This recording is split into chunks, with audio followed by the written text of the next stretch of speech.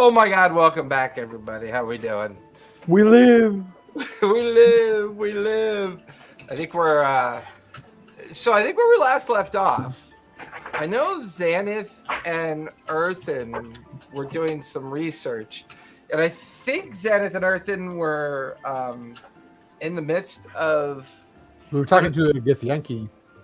Or we did talk to a Githyanki. Yeah, Githyanki, not technically a prisoner, but a Githyanki guest being being hidden down in the basement of the High Bear's the High Bear's chapel or the location of the Helm Chapel over in the upper ward, the religious ward, offering an opportunity to learn a little bit more about Xanth, apparently.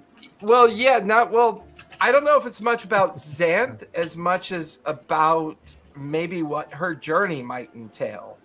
The journey of a champion of Helm may have been implied within those visions and those understandings of those different relationships that we're seeing.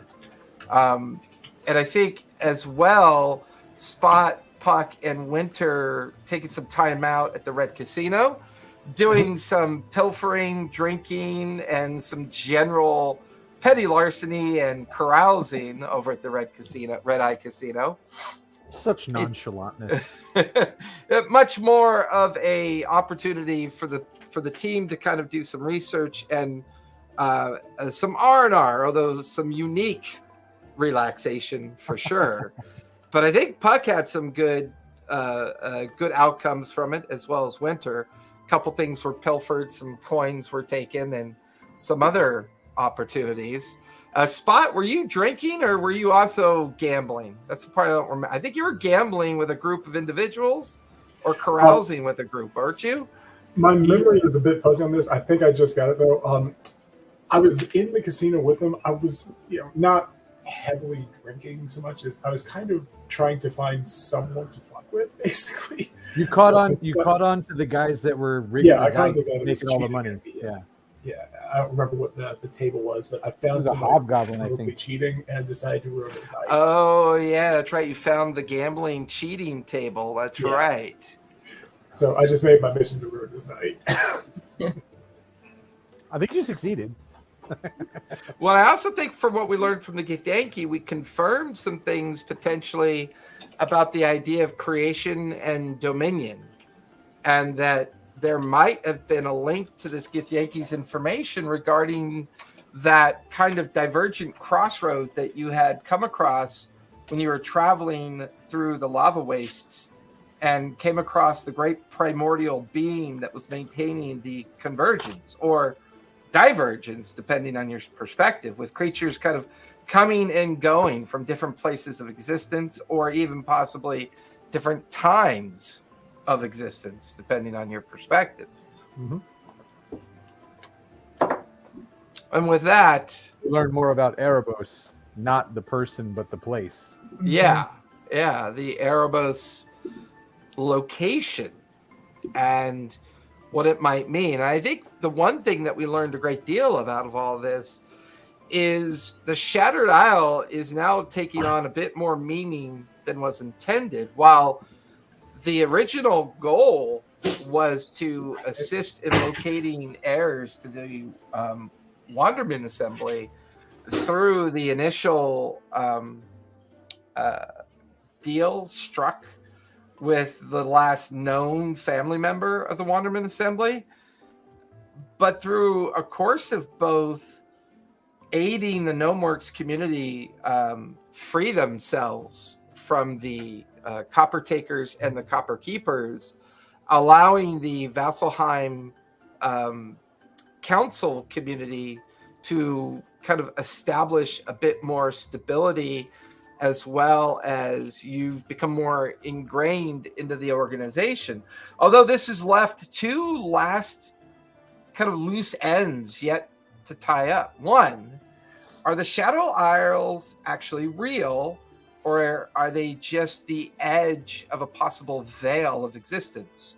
A kind of crossroads for people to drop in and out of travels, as we learned more about the individual that was found out in the open sea, as well as sightings of creatures and monsters within the open sea, in regards to maybe somehow traversing through the veil that seems to enshroud the Shattered Isles, and what those connections might be to a particularly rather large, gargantuan dragon turtle that Draxelhaven might be implicated in this as well, with a community of merfolk that seems to live on their back. And finally, how does all this connect to Helm? And what does this mean from a standpoint of creation dominion? This has left enough kind of concern that Earthen is thinking that one of the best courses of action is to go back to the ruins of a recently destroyed city in hopes of finding what this final link might be. We also have an opportunity to invoke Winter's elven heirship that she was given by the different courts of the Fae, and possibly pursue the Shattered Isles in a more direct approach. So the team have some choices. Part of the team wakes up in time to make bail and offers them an opportunity to make their way back to the Coral Finger. Spot has seemed to made some underworld connections with a possible smuggling group, as well as a possible group that has recently survived or migrated to the city in hopes of earning some illicit coin. Earthen and Xanath have concluded their research with the Githyanki. Now, I'm time dilating a bit because we took so much time off. I didn't want everyone to kind of struggle with memories and connections of where we last left off. Although I'm positive that Earthen's note-taking is more than supportive for, all these efforts. But it is... I'm trying to remember in my notes, how long has it been since you guys had caused the collapse? We were at like plus 4 days. Well, Thane's Reach, so the morning of day 6, which was 5 sessions ago. So the morning of day 6 was 5 sessions ago, with the destruction of Thane's Reach and the destruction of the Fire Titan. I would say we're on the morning of day 8 at this point.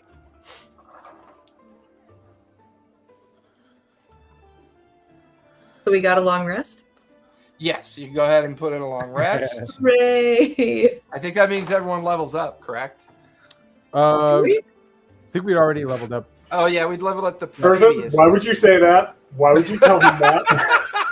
Because Yeah, Wait, I was like, like, it's fine. "Shut up, Earthen." I like a challenge. I want to get my level 22 backstab ability. Okay.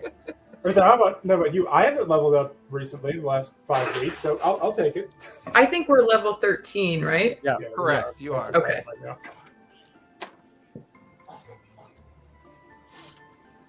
Level 13. Good But that's lord. good because now I got my spells back. Because after fighting that dragon, I had nothing left.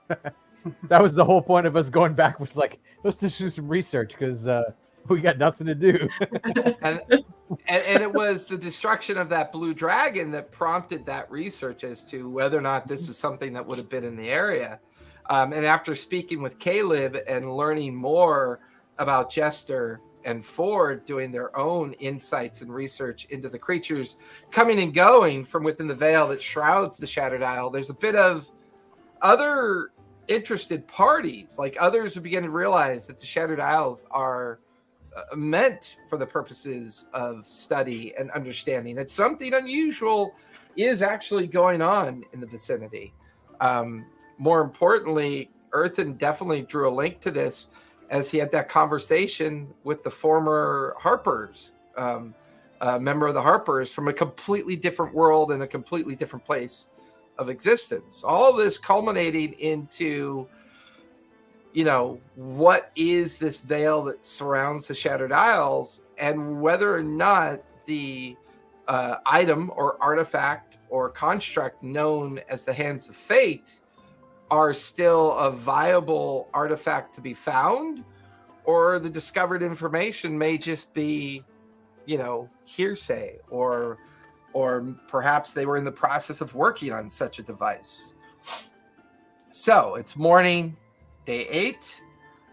Eventually, Puck, Winter, and Spot come staggering into the Coral Finger. The 5 of you are back together again in your room. What would you like to do? Good night, guys. Xanth looks really judgmental. I fucked with a guy that was cheating at dice. It was great. So much fun. I just show them the loot. Yeah. Winter and Puck come over, like, how when you're a kid and you carry everything in your t-shirt, like a little like cotton bag, you put it out on the table because you don't want to put it all back in a box. There's like bracelets and little coin purses, and just I'll say the hall I would would have have been magic on it just to see if there was anything fun picked up. One of the bracelets that was picked up is a bracelet of minor illusion. Does not require attunement. It allows you once per day to invoke a minor illusion up to 1 hour. And then I'll say the one other thing that you thought was pretty interesting, and Puck found this in one of her coin purses that she pilfered off one of the crowded individual areas of the Red Eye Casino. There's some unusual coins inside of it. One particular coin doesn't seem to be of any resource value, but it also shows a slight magic. It is called a coin of awareness. And once per day, you can invoke the coin, and no matter wherever it is, it will allow you to see everything within 60 feet of radius around the coin for up to an hour. Unfortunately, the coin of awareness does require attunement. Is it safe to assume it's already attuned to someone right now? It's possible. It could be attuned to someone else right now, or it's possible they didn't know what they had and it just got meddled in with some coins during the gambling den over at the Red Eye Casino.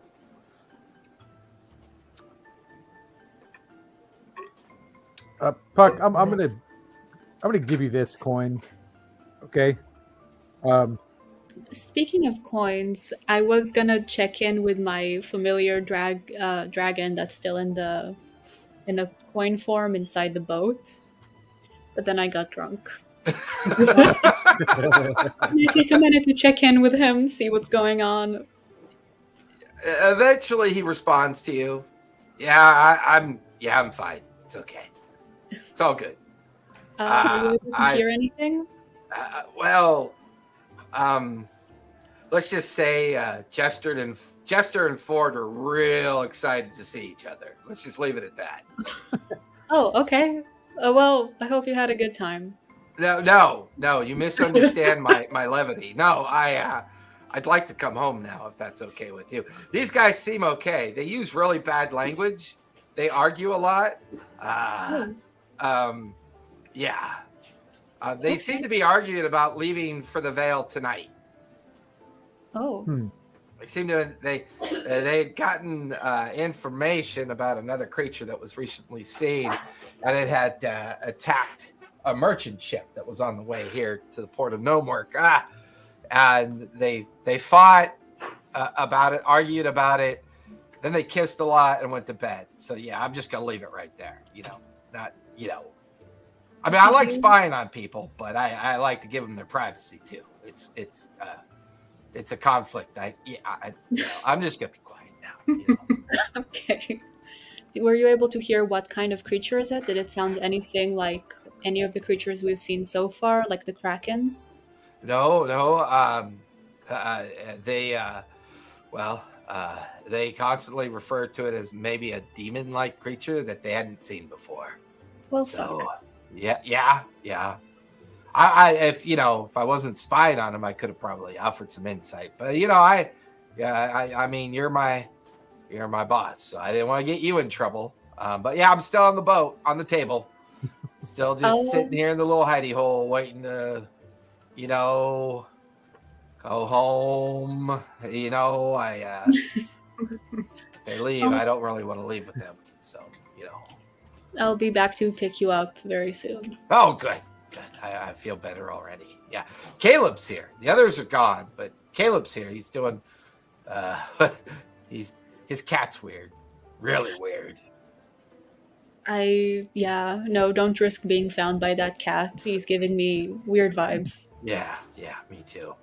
He's doing some studying on some books and some maps. They're trying to chart a course out to the Shattered Isles. That seems to be what they're working on right now.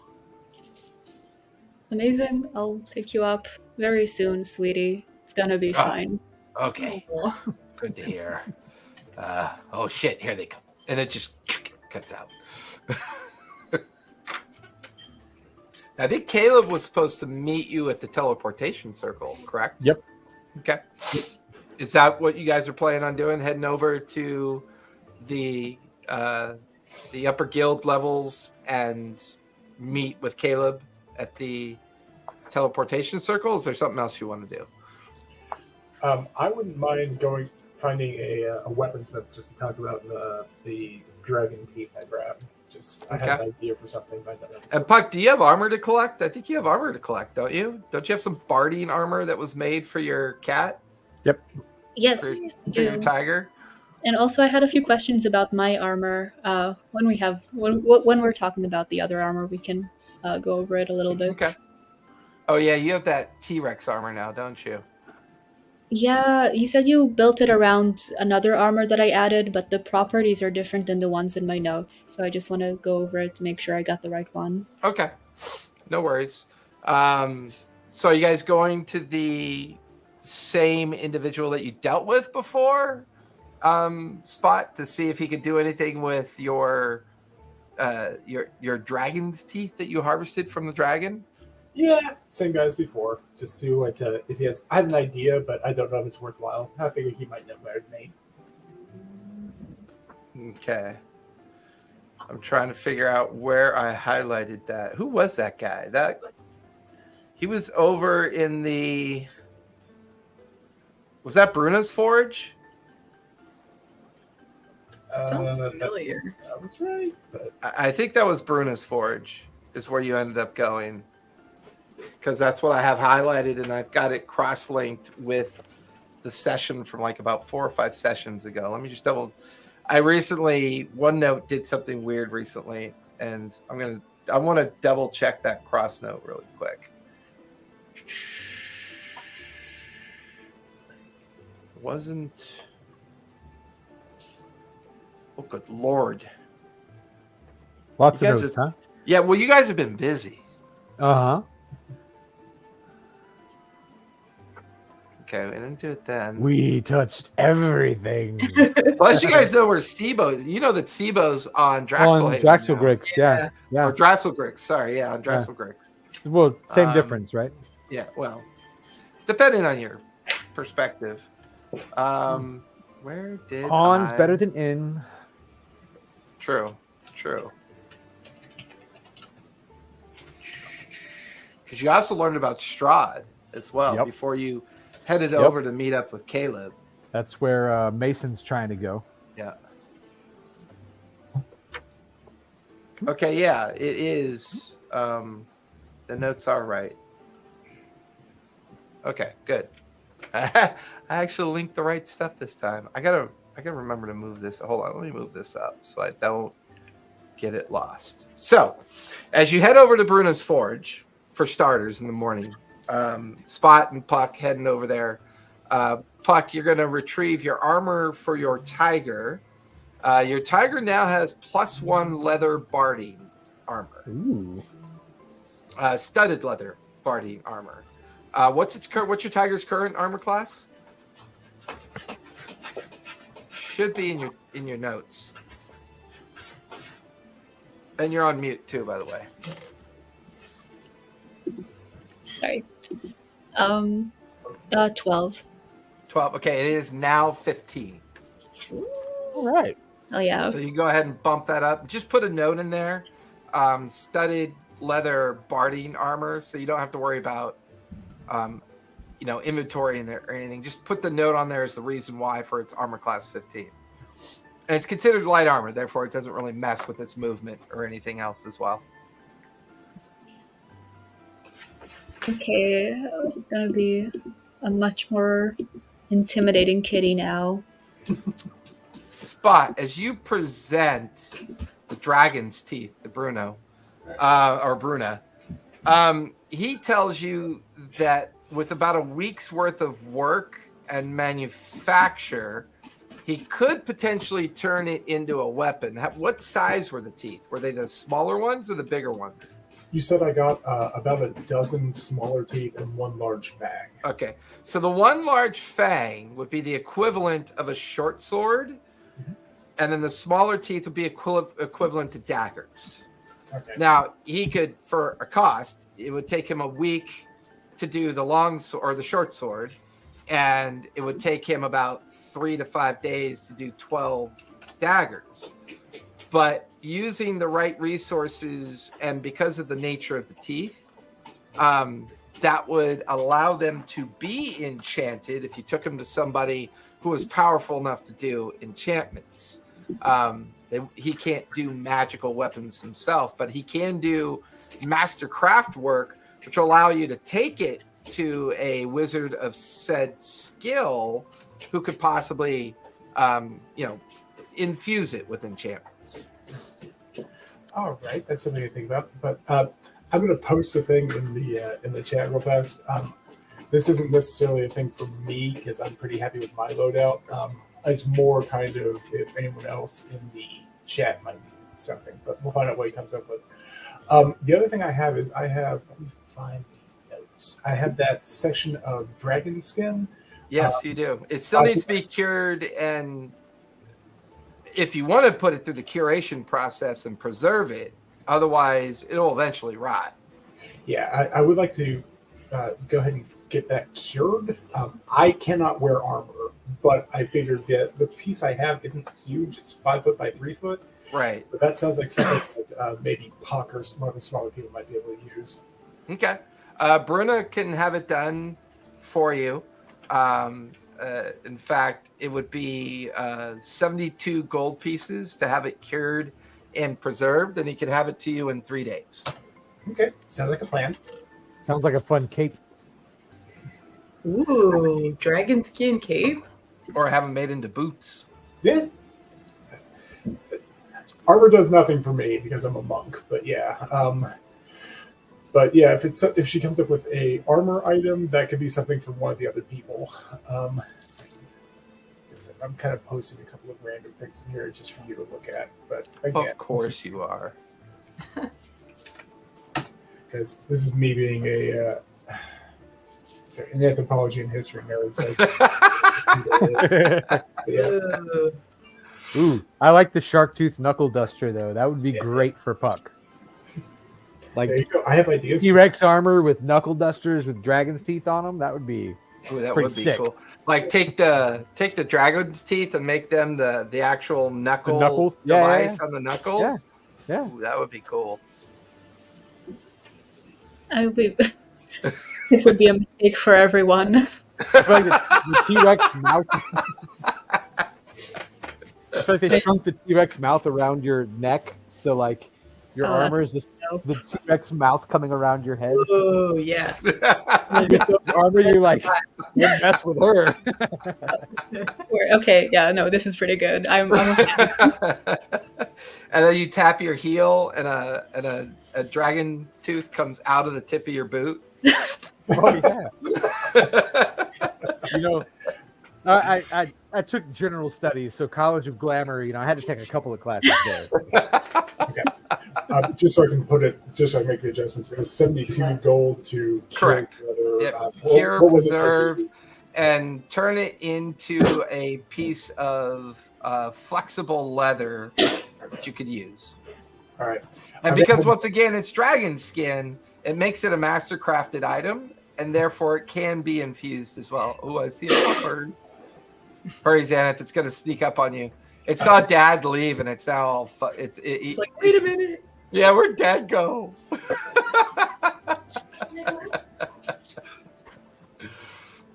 Thanks, Mom. Everybody's getting. How fucking funny would that be if she locked herself out? I know I don't want her to be locked out, but how see the funny door would start that rattling? be? Yeah, so And the mic's on. We would hear it. I was like, so, Puck, anything else you want to get at Bruna's place? I just want to go over. So you told me that to add the elven chainmail of the mated, I think, as like the T-Rex armor, that it would have kind of a similar stats. Or elven chain mail.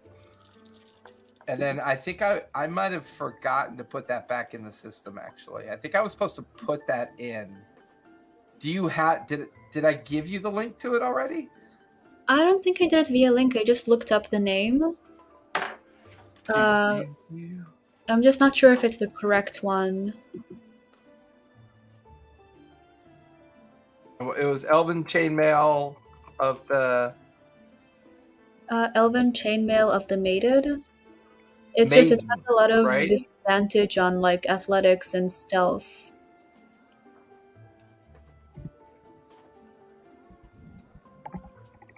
I'll have to look that one up. I think I was supposed to edit that one, actually.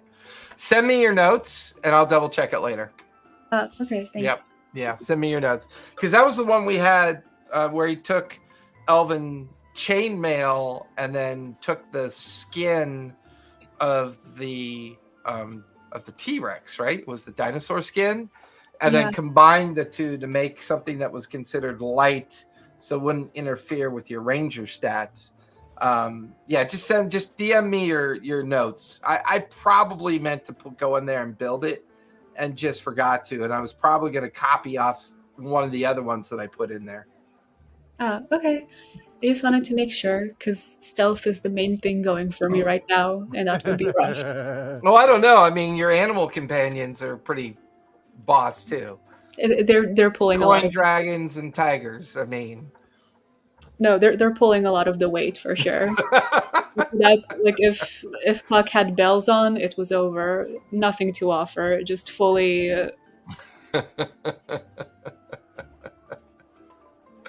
Oh my God, it's a menagerie of animals over there. There's a cat, dog, and a boyfriend.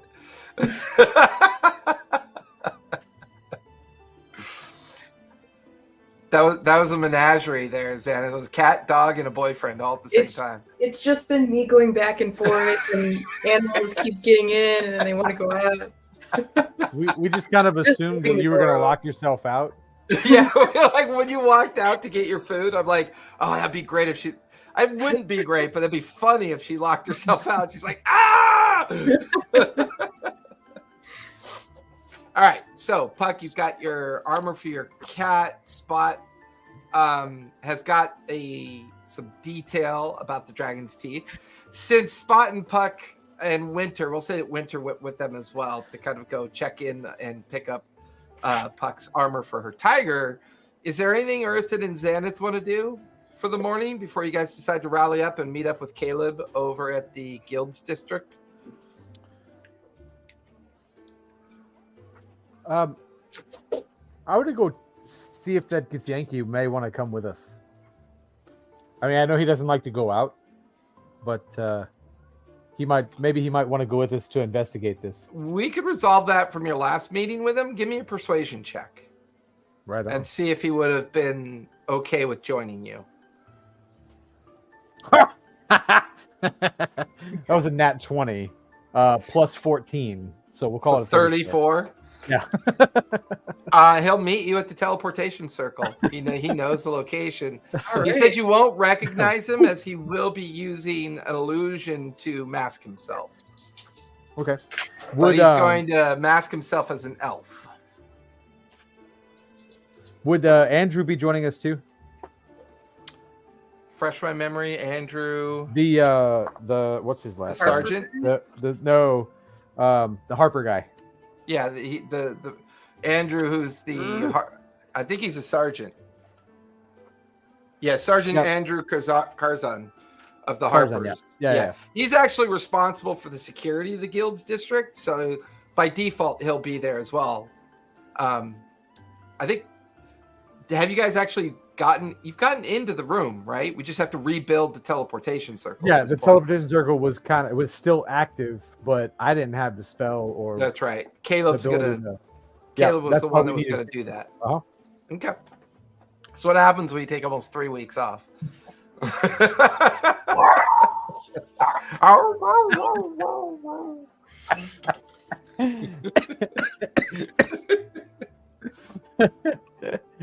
Hey, I got the joy of having a dog that barely barks now. So, like, she'll when she barks, it's so odd that it startles everybody because she doesn't bark. He's Yeah, like, pretty funny. he's a little tough guy, so anytime he hears a noise in the hallway, he's like, I'm gonna take care of this. And then you hear squeal, squeal, squeal. It almost says like, "Hey, mom, get me a ladder so I can take care of this." Yeah. Is his name Scrappy? Like Scrappy Doo? Oh no, he does have a little bit of a Scrappy Doo vibe, doesn't he? His name is Doc. Now Okay. that's a great name. Now you're dipping in some serious past culture there, Kurt. You know? So, anything, Xanath, you wanted to get done this morning before you guys rally at the teleportation circle? No, I think Xanth is ready to roll. Okay. So, with that, Spot, before we leave Bruna's, anything you want to resolve with the dragon's teeth, or you just wanted to get the insight? I'll just let him craft whatever weapon she thinks fit. Again, if Puck wants to get some insight, if she liked that idea I had for the like the Marlin Spike brass knuckle thing I posted there, I said just whatever she comes up with, I'm sure it'll be good. Well, that will be a down payment of 10% of the cost of materials. You wouldn't happen to have 842 gold on you, would you, please? Okay, that's fine. Oh, very well. I'll take that. Just come and see me in the next couple of days, see what I can assemble for you. Okay, that's fine. And I imagine, like, he puts it all out like a big thing of pennies, like... Yeah. I also imagine that's the reaction that Githyanki gave to a 34 charisma. Okay, that's fine. Okay, I'll meet you there. So by afternoon, the five of you rally up over at the Guilds District, and sure enough, you track down Karzan. Karzan then takes you in the direction of the room that the teleportation circle is discovered in. During the journey, he kind of brings you up to date that Caleb's been there for about an hour, repairing and trying to get the teleportation circle working again. So by the time the five of you arrive with Karzan kind of leading the way, you're back inside that kind of semi-abandoned guildsmaster room where it seemed to have a dual function, both storage and evidently this teleportation circle seemed to... and there's Caleb diligently retracing the runes and the objects and using some of his material components. You can hear him mumbling himself as he's kind of like going through the ceremonial process of reestablishing the ability of this teleportation circle to work, so that by the time he notices your arrival, he kind of gets up and goes, it's good. I have reconnected everything together. The other circle is still active. I was able to duplicate the componentry and the materials to connect the two. It took some doing. A good amount of destruction was done. So whenever you're ready, I can activate the circle for you. Our elf friend is with us too. Yeah, he's there. Okay. There's no telling what we're going to see on the other end here, so we might just be ready just in case. I mean, the last time we were there, first there was a giant fire guy, and then he exploded, and we all almost died. So, did the gift Yankee ever give you his name? No. Okay. I don't think he did, right? No, he didn't. Yeah. Yeah. As you point towards the elf, he gives his name to Karzan as Elmspur. Whether or not that's his real name or not, at least you have a reference now.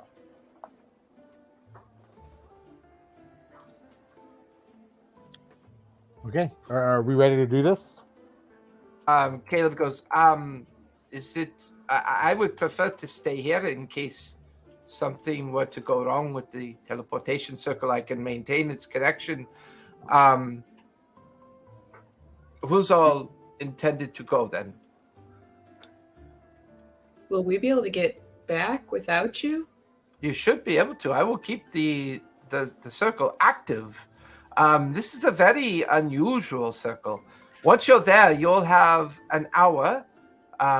If you cannot get it done within that hour, then you'll have to wait till the following morning to come back. It's the only way the circle works. Almost like, feels more like a gate than a teleportation circle. We're going to find out when we get there. That's for sure. Okay, well. Elmspur, you said? Elmspur, yeah. Yeah. You would come with us, please. Of course. I'm eager as much as you are to learn more about our conversation the previous day. I hope that this location will have the final answers we'll need. And you notice that he does spend an inordinate amount of time like looking at Xanath with a bit of kind of like both kind of confusion and anticipation at the same time. Like not completely sure as to why those visions were what they were. But maybe this will help better understand what to expect. Karzan goes, did you want me to come with you as well?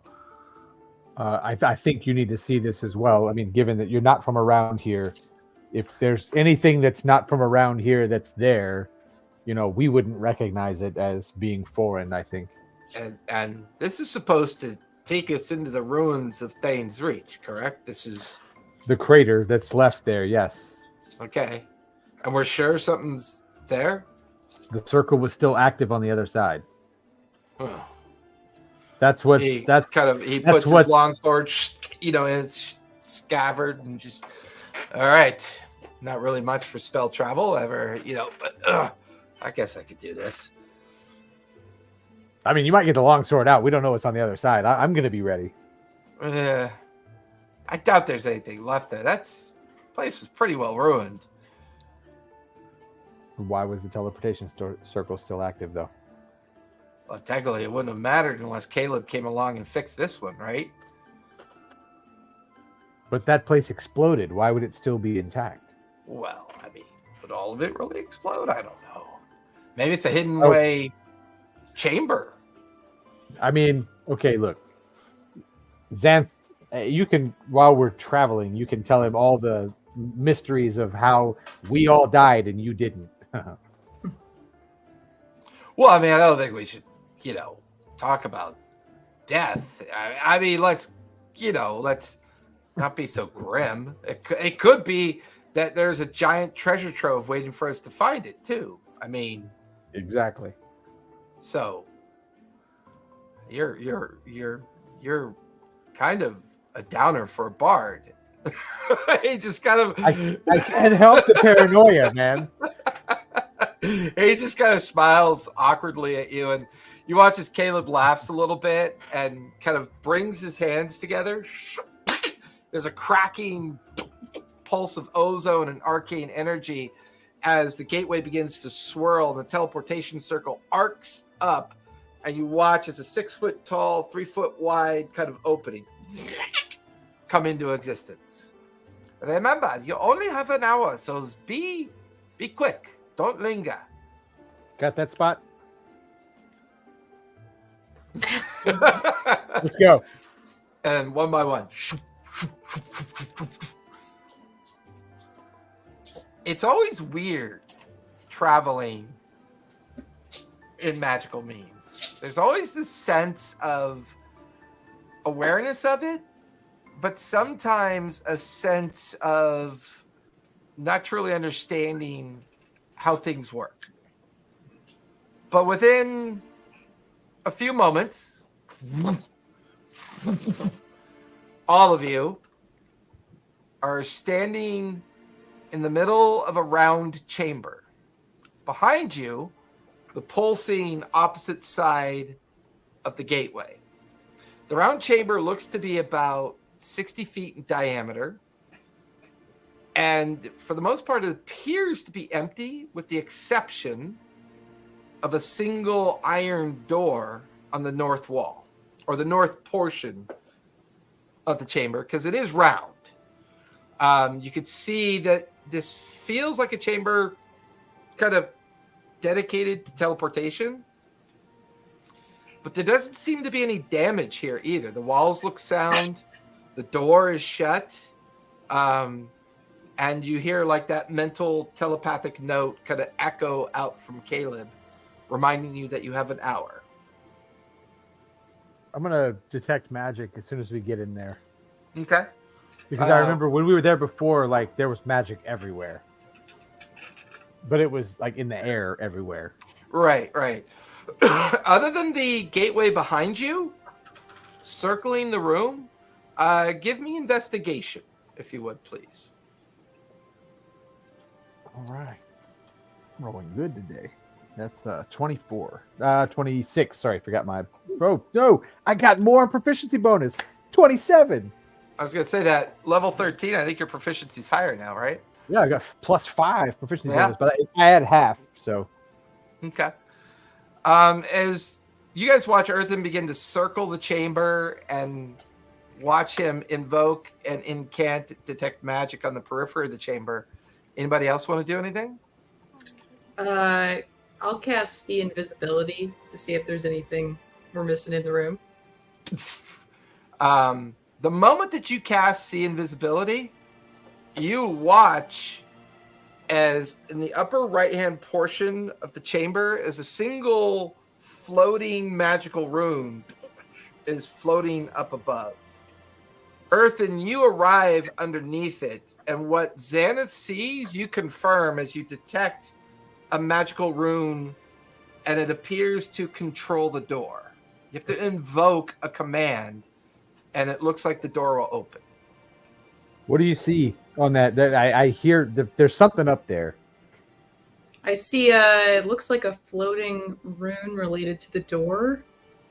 Can you read it? No. Can I scramble up to the door? Yeah, you can head on over to the door. Okay, I'm gonna like very gingerly like pull out a sheet of parchment and try to make a rubbing of the rune for them. Well, the rune's Up not on the corporeal. air.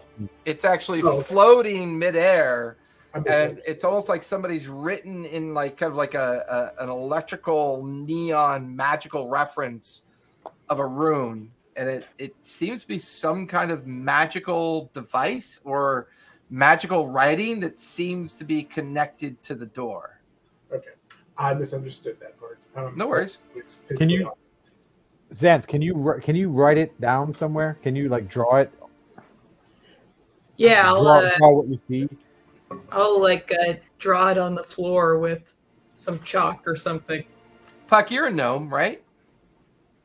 As you draw it with chalk, Puck, you immediately recognize the arcanic gnomish rune for open. If you say the word open in gnomish, it should cause that door to open. I say open in gnomish.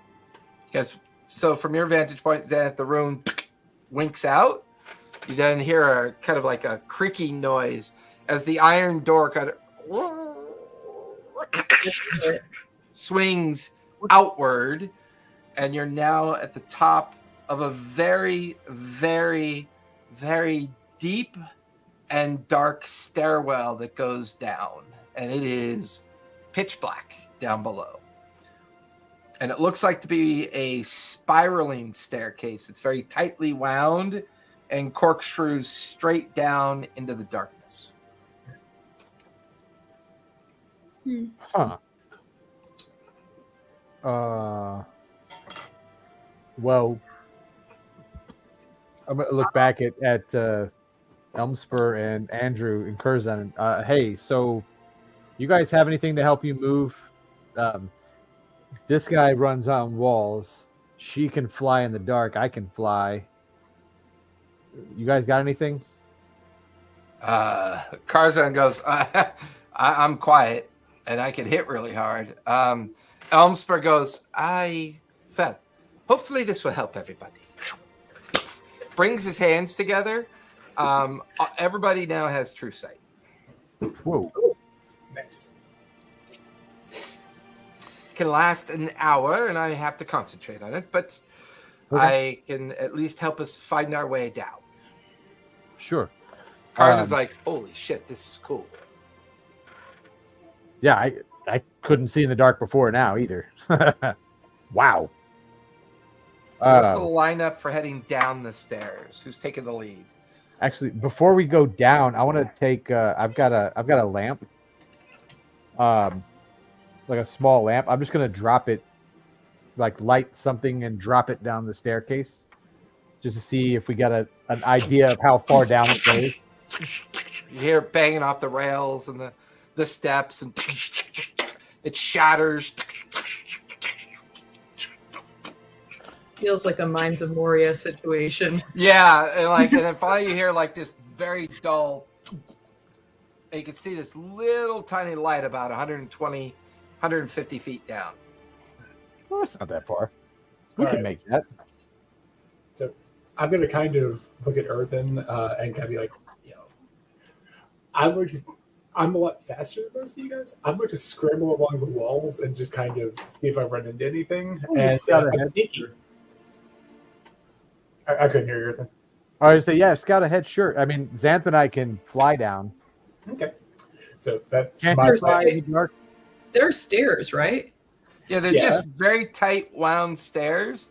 There's not really walls or anything. It's kind of like, I don't know if everyone's ever been in it, but if you've ever gone to like Disneyland to the Sleeping Beauty Tower, or if you've ever been into like a really old home that has those really tight stairwells that kind of go from the first floor to the second floor. I mean, it looks just like that. And there's not really access to the wall. That's why when Earthen dropped the lantern, it kind of just tumbled down the stairs. Okay. I think Until it hit the bottom. Sorry. We only have an hour. Long way down. All right. Okay. Well, I'm going to start sprinting down then. Okay. So a spot in the lead heading downwards. Earthen, Xanath in the middle. Puck back with Spur. Your tiger's with you, right, Puck? It's just your coin dragon that's on the ship. Okay. Takes about 5 or 10 minutes to get down there. Spot, you sprint down, but you can hear the others coming down behind you. When you get to the bottom of the landing, there's the shattered lantern that Earthen had dropped down, the small bit of candle that's still lit, giving off some light. You're on a 20-foot radius landing with a door that's partially open. And it's partially open inward away from you. There's a smell of rot, like the smell of decaying bodies, kind of emanating from the other side. All right. You said it's partially open. Is it open enough for me to kind of poke my head in? Yeah, you kind of give me a perception or investigation as you poke your head and just kind of look around inside the room. Okay. All right. That's only a 12. 12. As you look in, it looks like a large laboratory of some sort. You can see these, maybe about 6 of them, and they kind of glow with a bit of red and orange, almost like glass chambers. And you can see something floating in them. They're maybe about 6 feet tall, 3 feet around. You see lots of workbenches and lab tables. You can see hanging chains in the background. It feels like you're looking into a laboratory. All right. How far behind me are the other guys? Are they fairly close behind? I was flying down, so rather than taking the stairs. Okay. So I'd say within a few moments, everybody catches up with you. Okay. All right. I'm going to try to sneak inside, as quietly as possible, and just rely on my my true sight and whatever to avoid stuff, and just kind of motion it like stay back a little bit. Okay. So with everybody else showing up, you all see the same thing that Spot just saw. Do we see any bodies, or is it empty from what we can see from the door? If you push open the door more and get into the entrance, you can make an investigation or perception as well. I'm going to cast Minor Illusion and just have like the illusion of something walking out into the middle of the room to see if there's a reaction with anything. Okay. You cast it. You watch as the illusion walks out. The glow of the illusion and your true sight kind of revealing a little bit more, but not much more because it's pretty dark in there. And it's just, it feels, other than that sweet decaying smell of flesh, nothing seems to respond to the illusion. Like Puck and I both reacted to sweet, I think. Sweet decay. Well, it does. Unfortunately, it has that like sweet fermented kind of smell.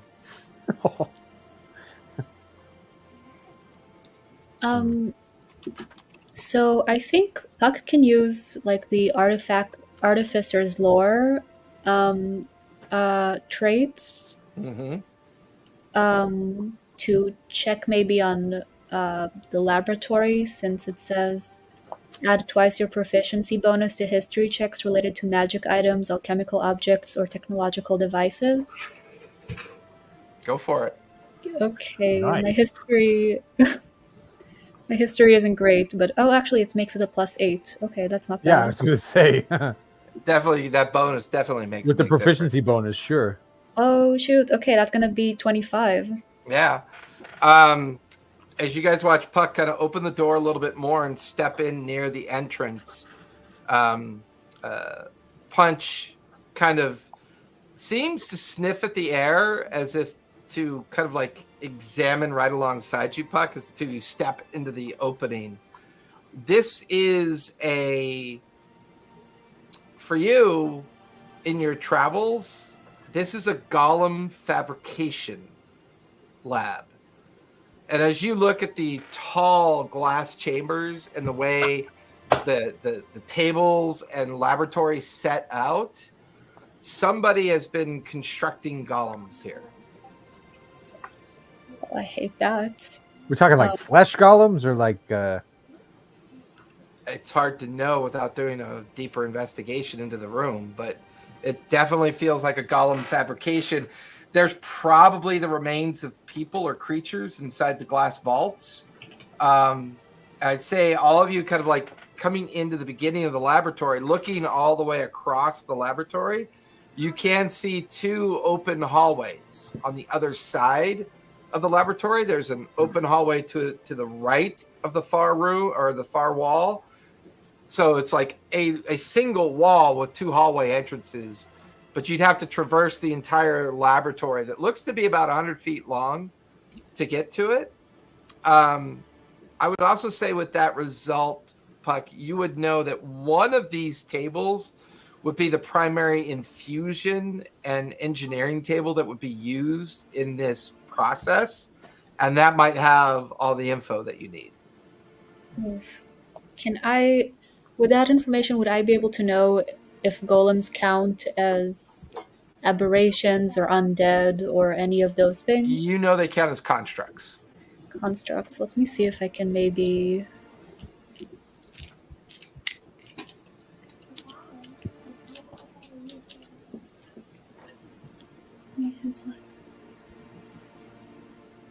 No, sadly I won't be able to detect them. Is there anything relating to them that I might be able to try and detect? If the wizard or artificer that was responsible for this laboratory, sometimes the source of the organic material could be like, if he hasn't built anything yet, the source of the organic material or humanoid material might be detectable. No, I don't think it falls under any of my abilities. Okay. Yeah, I'll very carefully try to walk towards the main table. Okay. And just be very, very careful with where I step. With that, Karzan kind of heads in and works with Winter. Don't do that. To kind of go on the other side of the room to keep an eye on the two hallways. Elmspur walks over to one of the glass containers, begins to examine that one. You guys watch as Puck goes over to one of the larger engineering laboratory tables and she seems to be looking through some notes and books. Puck, give me investigation with advantage since you have some history with this. Earthen, Xanath, and Spot. What do the three of you want to do? I'm going to go towards one of the hallways. Okay. I'd just like to continue investigating, just see if I notice anything that Puck doesn't. Okay, give me an investigation check as you examine the room a little bit closer. 11. Okay, Xanath? I think because of the smell, I'm walking around for, like, just looking for anything that looks like a body that I might be able to talk to. Okay. Give me perception, Xanath, as you begin to try to pick up on where the smell is coming from. Okay. The most perceptive of us. Well, it's 15. That's still pretty good. Puck, what'd you get for your investigation? 20. 20. So, Puck, as you watch the others all kind of spread out and start examining the laboratory, Earthen, Karzan, and Winter all heading towards the other two hallways. The table you're kind of like examining is very much littered with notes, open journals, schematics. The main schematic that you look at is a large mechanical hand, and there seems to be a lot of notes about the organic material in regards to a cloud giant. And you're kind of like reading through the notes. You look over where Xanath and Elmspur are looking at one of the cylindrical, one of the 6 cylindrical glass containers. There are body parts related to the cloud giant preserved in those glass containers. As you finish reading the schematic, they were attempting to build a massive organic mechanical hand, is what it feels like they were trying to build. Oh. Okay, I tell everyone what I found, and I suggest that we burn this place and destroy everything they've been trying to build on the off chance that they'll come back for it. And also, I would like to bring back the undead T-Rex that was a bunch of zombie parts sewn together, and the other stuff that I saw when I was killed that were very similar and I do not like. Yeah. Well, Puck slips into a Gross. trauma effect. Xanath, as you overhear all this, you and Elmspur are near one of the glass containments, and to Puck's credit, inside this 6 foot tall, 3 foot diameter glass containment is a rotting index finger of a giant. Do we think that this is work for construction of the Hand of Fate?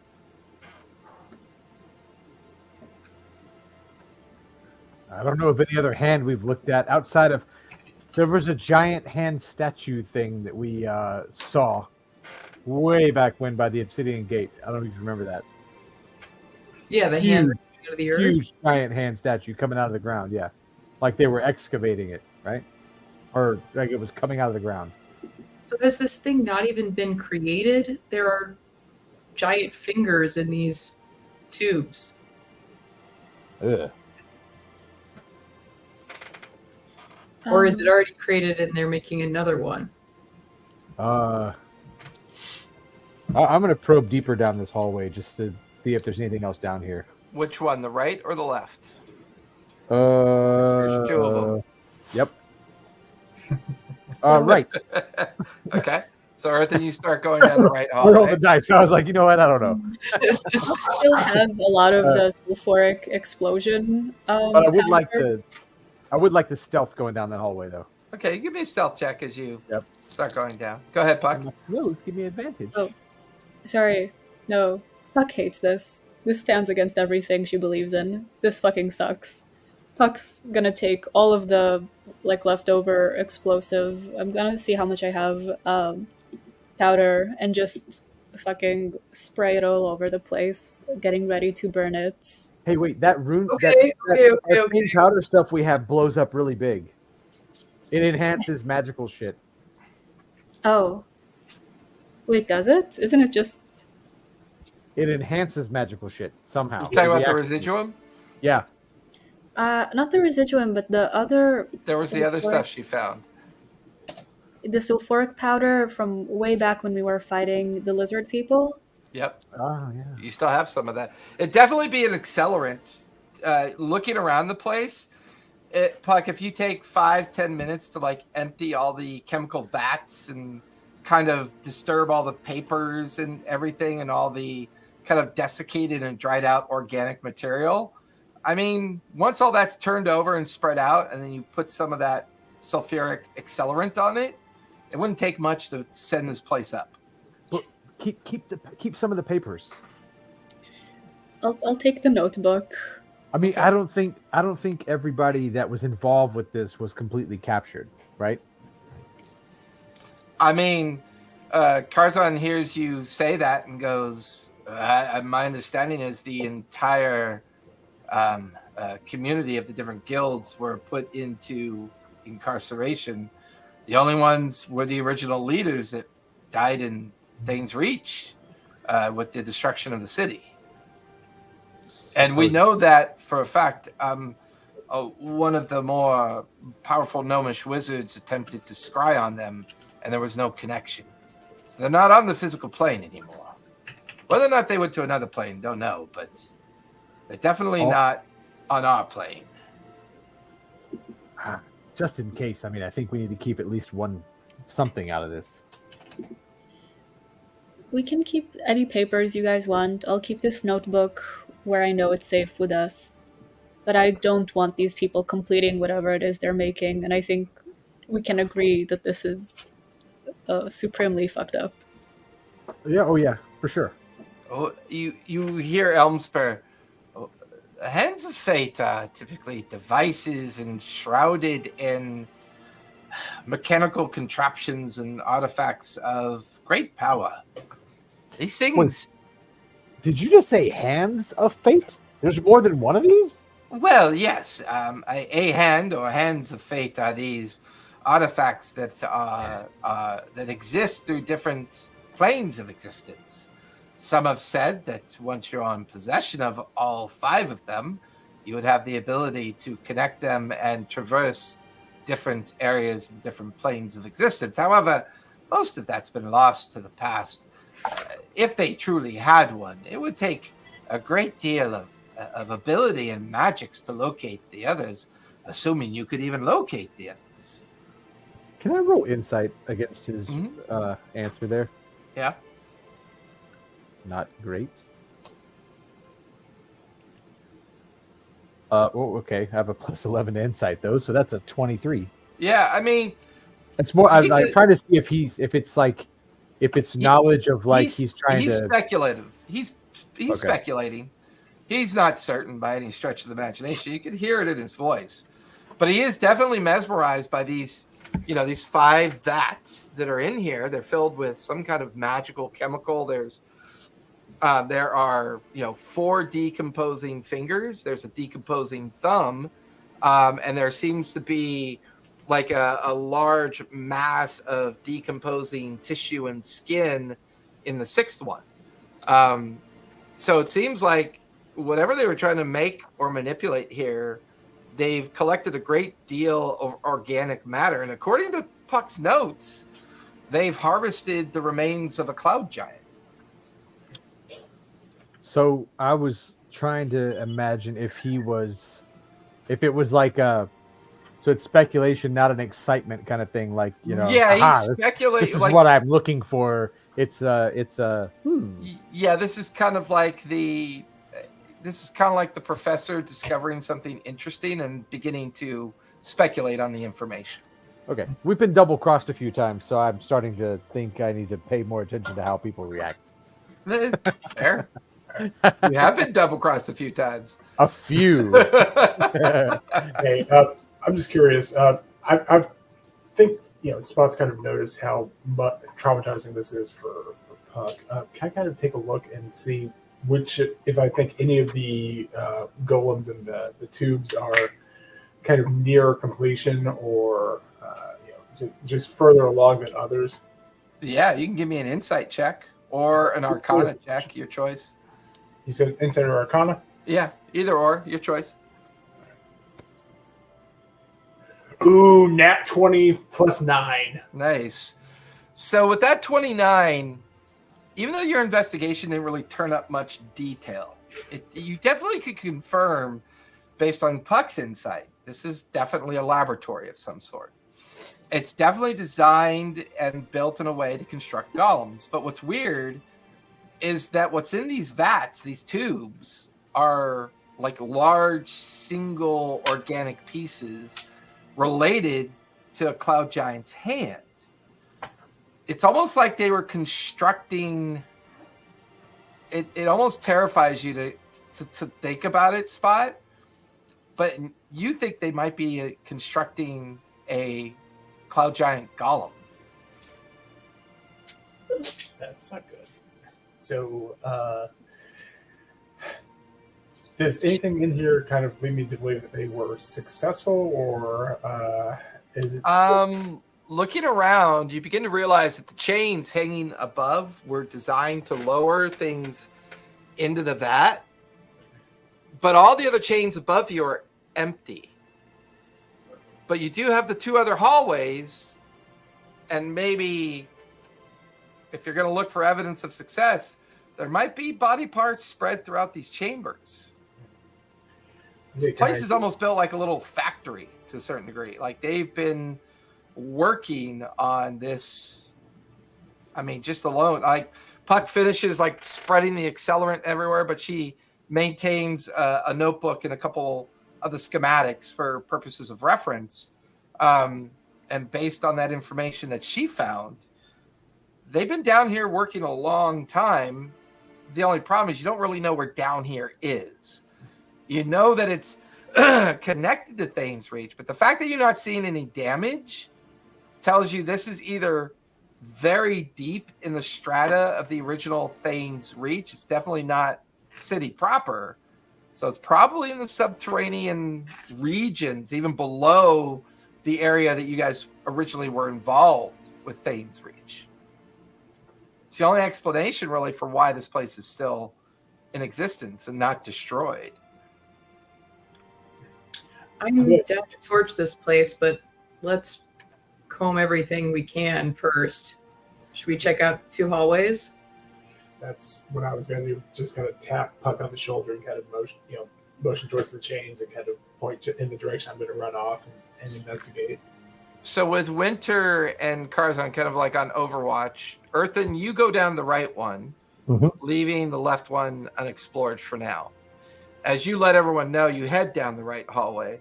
It's only about 25 on that stealth, by the way. Okay. It's 4 feet across, 6 feet tall.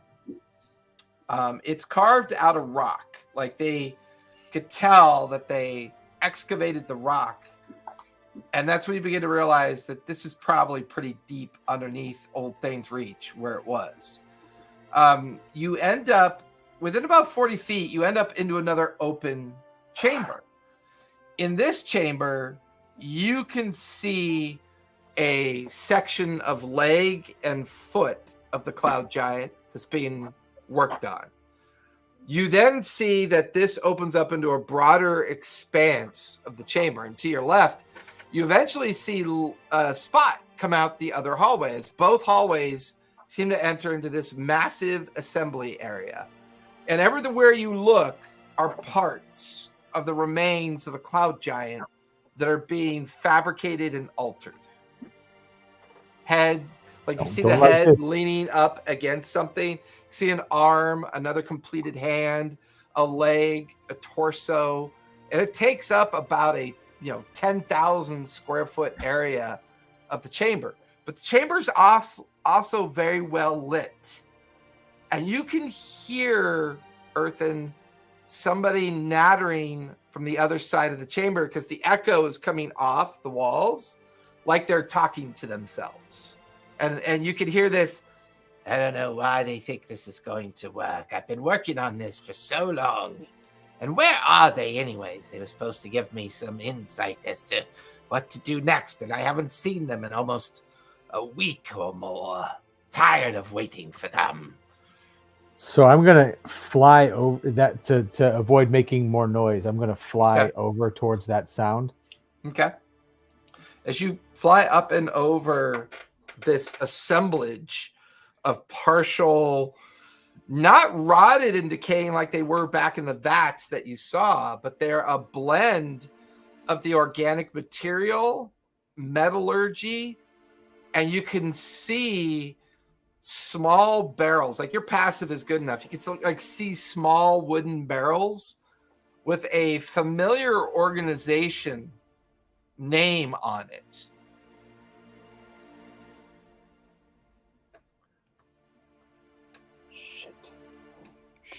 Shit.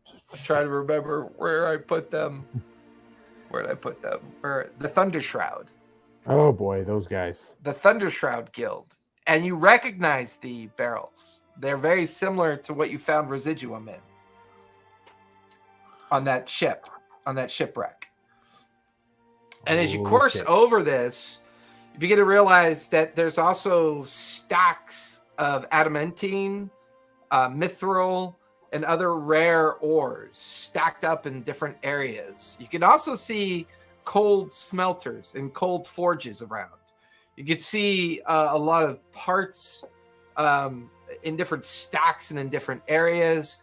And as you fly over to the other side, hunched over a metal table, this very long iron table. It's maybe about 15 feet long, 3 feet wide. And it's got a partial remains of a foot splayed across the entirety of the table. And you can see this small, wizened gnome kind of just, he looks odd. There's a tank or something on his back. And you can see little puffs of steam like puffing out. He's wearing some headgear. And that's when you notice extensions on his arms. You could see metal extensions on his arms and hands.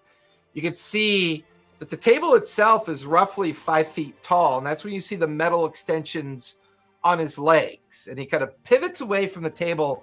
And he's got this weird mask, leather mask covering his face. And there's like puffs of steam coming off the tank that he's breathing through. But you can also hear him nattering to himself as he stilts away from the table over to a box that he kind of opens up, and he reaches in and pulls out like a strange kind of like amalgamation of metal, and he carries it back over and sets it on the table. And you watch his different instruments begin to pop out of his like metal extenders, and he's like, well, this one's proving to be a lot more difficult than the other one, but I think I can do this. And he's now going back to working on the foot. I'm going to try to mimic his voice and say, like with illusion, say, what can you do? Hello? Who are you calling to? It's just us. Who's us? And why aren't you speaking in Gnomish? Who are you? I'm distracted. Oh. Well, if you're... You should just come out already. I'm working on this final assemblage to add to the gantry down in the assembly chamber. Once this is done, we can start the magical necessities of putting the beastie together. Were you successful in bringing the rest of the residuum that the shroud was supposed to deliver? On its way down. Oh, well, that's good. I don't know why you're talking to me in this strange way, but if this is what you want to do, I guess it doesn't matter to me any.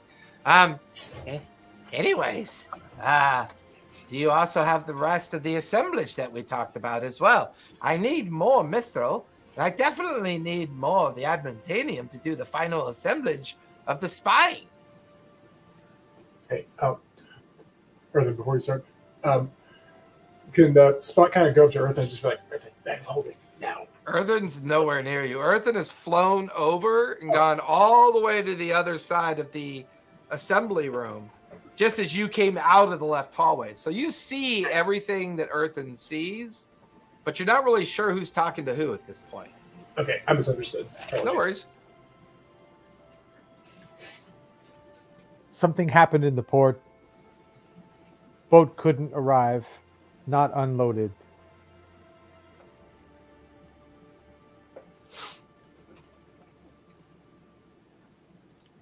But I haven't seen you for over a week. Has things changed? Or are we still building this thing? I told you. Something happened in the port. I've been preoccupied. Give me performance for starters with advantage because you're using the illusion effect. Glad that was advantage. That was a rolled 19 plus 9. So that's a 31 after my proficiency bonus. Okay.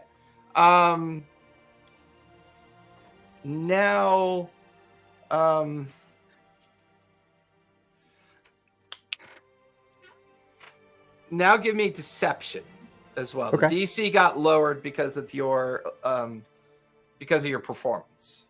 Okay. Advantage as well or no? No. Okay. This is more pure deception. Sure. I'm gonna burn a lucky point on that one. Okay. That's better. All right. Deception. That's a 32 with my addition. Well, I understand your intent, Grimfor, but did Brimford and Candor find the last piece that we needed? They were supposed to bring me the brain 4 days ago.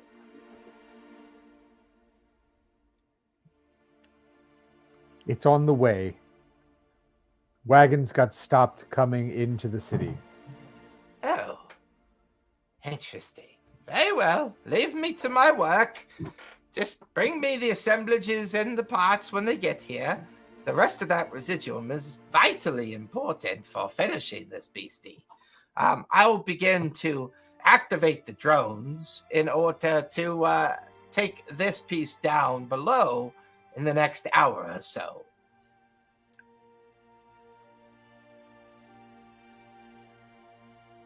No rush.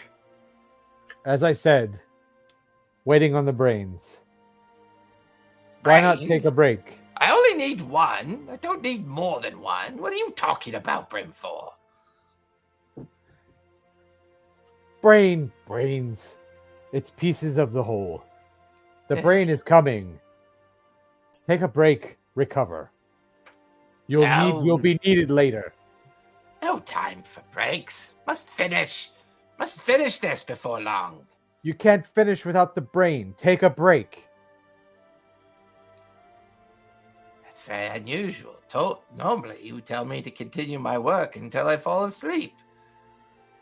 Where are you? Step out so I can see you. And you watch as he pushes away from the metal table, and you can he's roughly, the gnome is old. You can see that they're mostly covered in devices that either extend their reach or their height.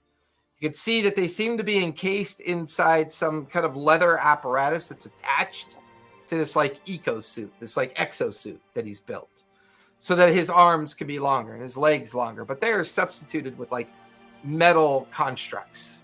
And so this 6 foot tall creature steps away. You watch as he pulls his mask away. You can see rotted skin and blistering lips and like crooked yellow teeth with his goggles on, and one of the lenses kind of corkscrews out, almost like it's trying to focus and look around. Why the subterfuge? Why would you step out and speak with me? Where are you? What is going on? I'm not going to answer anymore. Okay. And I'm going to try and maneuver towards the wall around the table. Like is it a square room or a round room? I don't remember. There's no walls. Or no, It's okay. just this vast, vast chamber filled with all these giant parts in various states of construct. Okay, so I assume I was Xanath flying and the kind rest of up and over him, and I'm yeah, trying I mean, there's plenty of room in the cavernous of the ceiling space, because like you look up and you can't even see the ceiling yet. It's so large, but you do hear like a whirring sound, like a winding sound coming from the other side of where he is. So as you begin to course upward in the shadows to try to find a way to get to the other side of where he is, that's when you see these metal contraptions. They're 4 feet tall with strange metal wings on their body. They have metal appendages, but square bodies and kind of like square faces as well. And they seem to be taking things over to a large elevator platform. And from your perspective, looking at that angle, you could see the top of an open head at the top of the elevator shaft alongside this huge elevator platform. You could also see sparks of arcane light kind of puffing. It's almost like they're currently working on this large head that's partially exposed alongside this huge elevator platform. So, Earthen, while you're doing that, Spot, you come out of the left hallway. And you can now see this vast exposed chamber filled with all these different parts. Xanath and Puck, you are going to go through the hallways as well or do something else? Yeah, I'll follow behind, trying not to mess it up for other people by being too loud. I mean, at this point, noise doesn't seem to really be a problem. The vastness of the space seems to almost like absorb noise to a certain extent, until the two of you, with the Githyanki, who looks like an elf currently, Elmspur, you guys kind of arrive not too far behind Spot, and Spot is just like looking around at this vast chamber filled with these unassembled parts of the cloud giant. And you can hear in the background this back and forth of a gnomish conversation, but it's in common. Like, Puck, you pick up on the dialect and the inflection of the voice. You guys get the feeling that Earthen's got something going on the other side of the chamber. And then before long, you no longer hear the voices going back and forth. Just a distinct elderly gnomish voice. Where are you? Come out and speak with me. What's the meaning of this? But you don't see him and you're not sure where he is. It feels like he's way over on the other side of the chamber, beyond all these different unassembled cloud giant body parts that are strewn across the chamber. Puck just keeps spreading this fucking explosive everywhere. Yep, Just- this chamber's got to go too. I hate this, and I'm also hiding behind Xanath.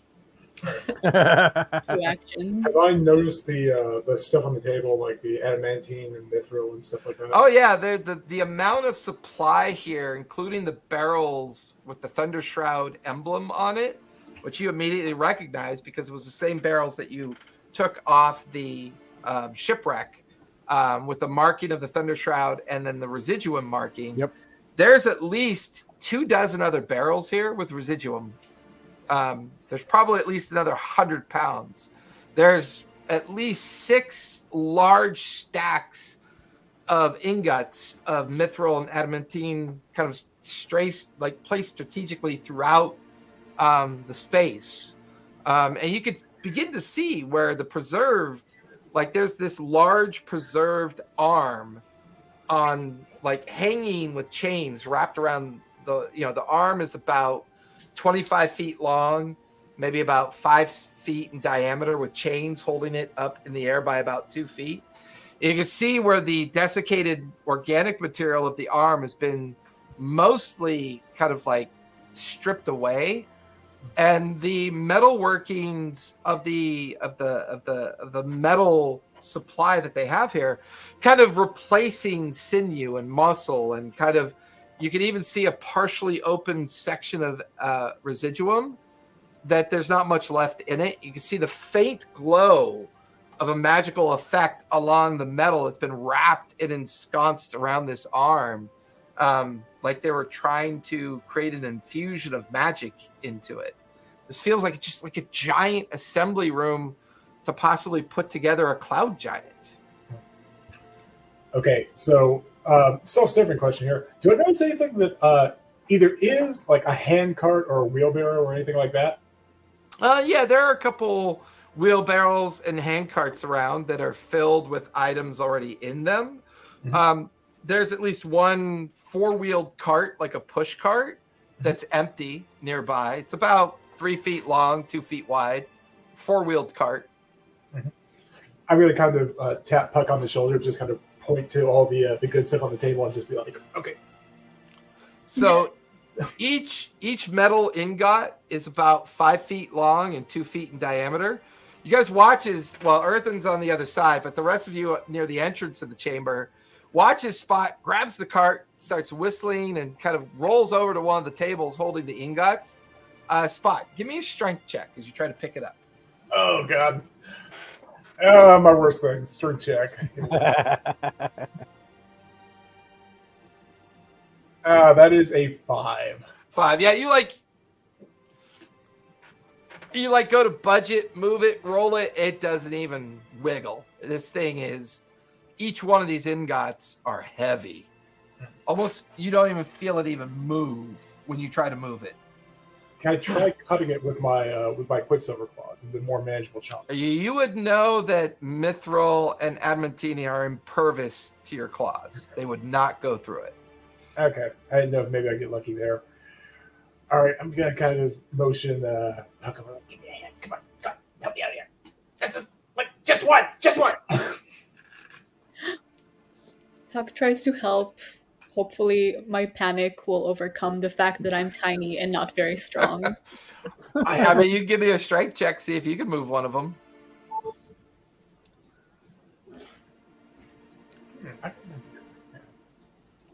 I have a -1 for fuck's sake. So do I. That's 20. Yo! No. It's As that, the two that of gnomish you, strength coming yeah, out. like as the two of you heave into the long ingot and roll it off the stack and roll it into the cart, the weight of it just flattens the cart. The cart just, like the wheels go popping off, the cart just kind of cracks and breaks underneath the weight, and all of you just hear this loud ka-thunk onto the ground. And then you hear a voice, "Hello? Is somebody back there?" And with that, let's take our 5-minute break. And when we come back, we will do the second half. All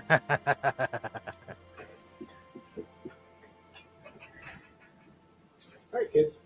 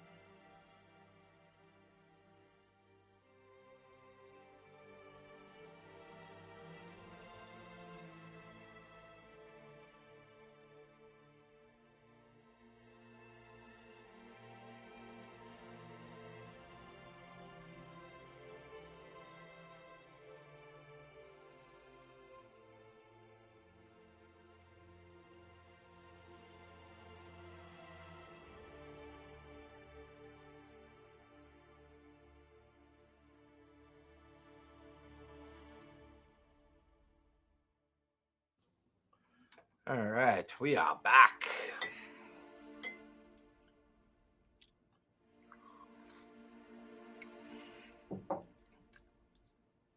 Can't believe we're I just finally didn't realize back. you were waiting for me. I was in the other room waiting for an audio cue.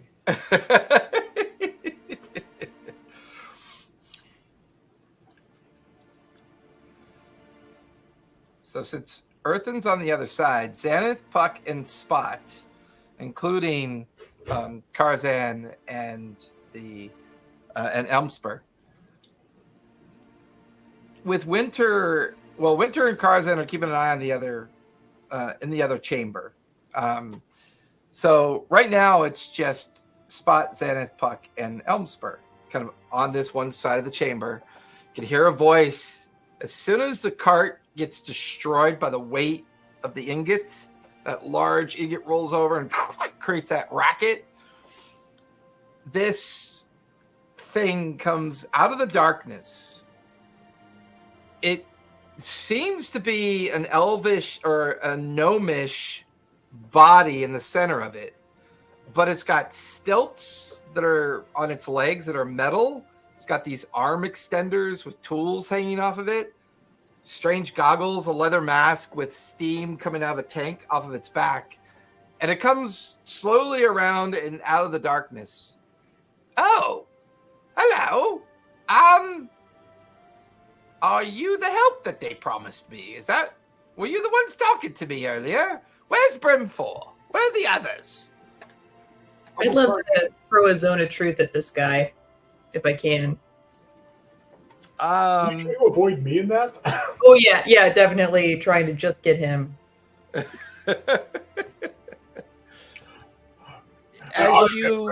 As you cast it, you immediately feel it kind of go like you cast it and then it just dies. It doesn't even execute. Is it like you get the feeling like he's emanating an anti-magic field from his form.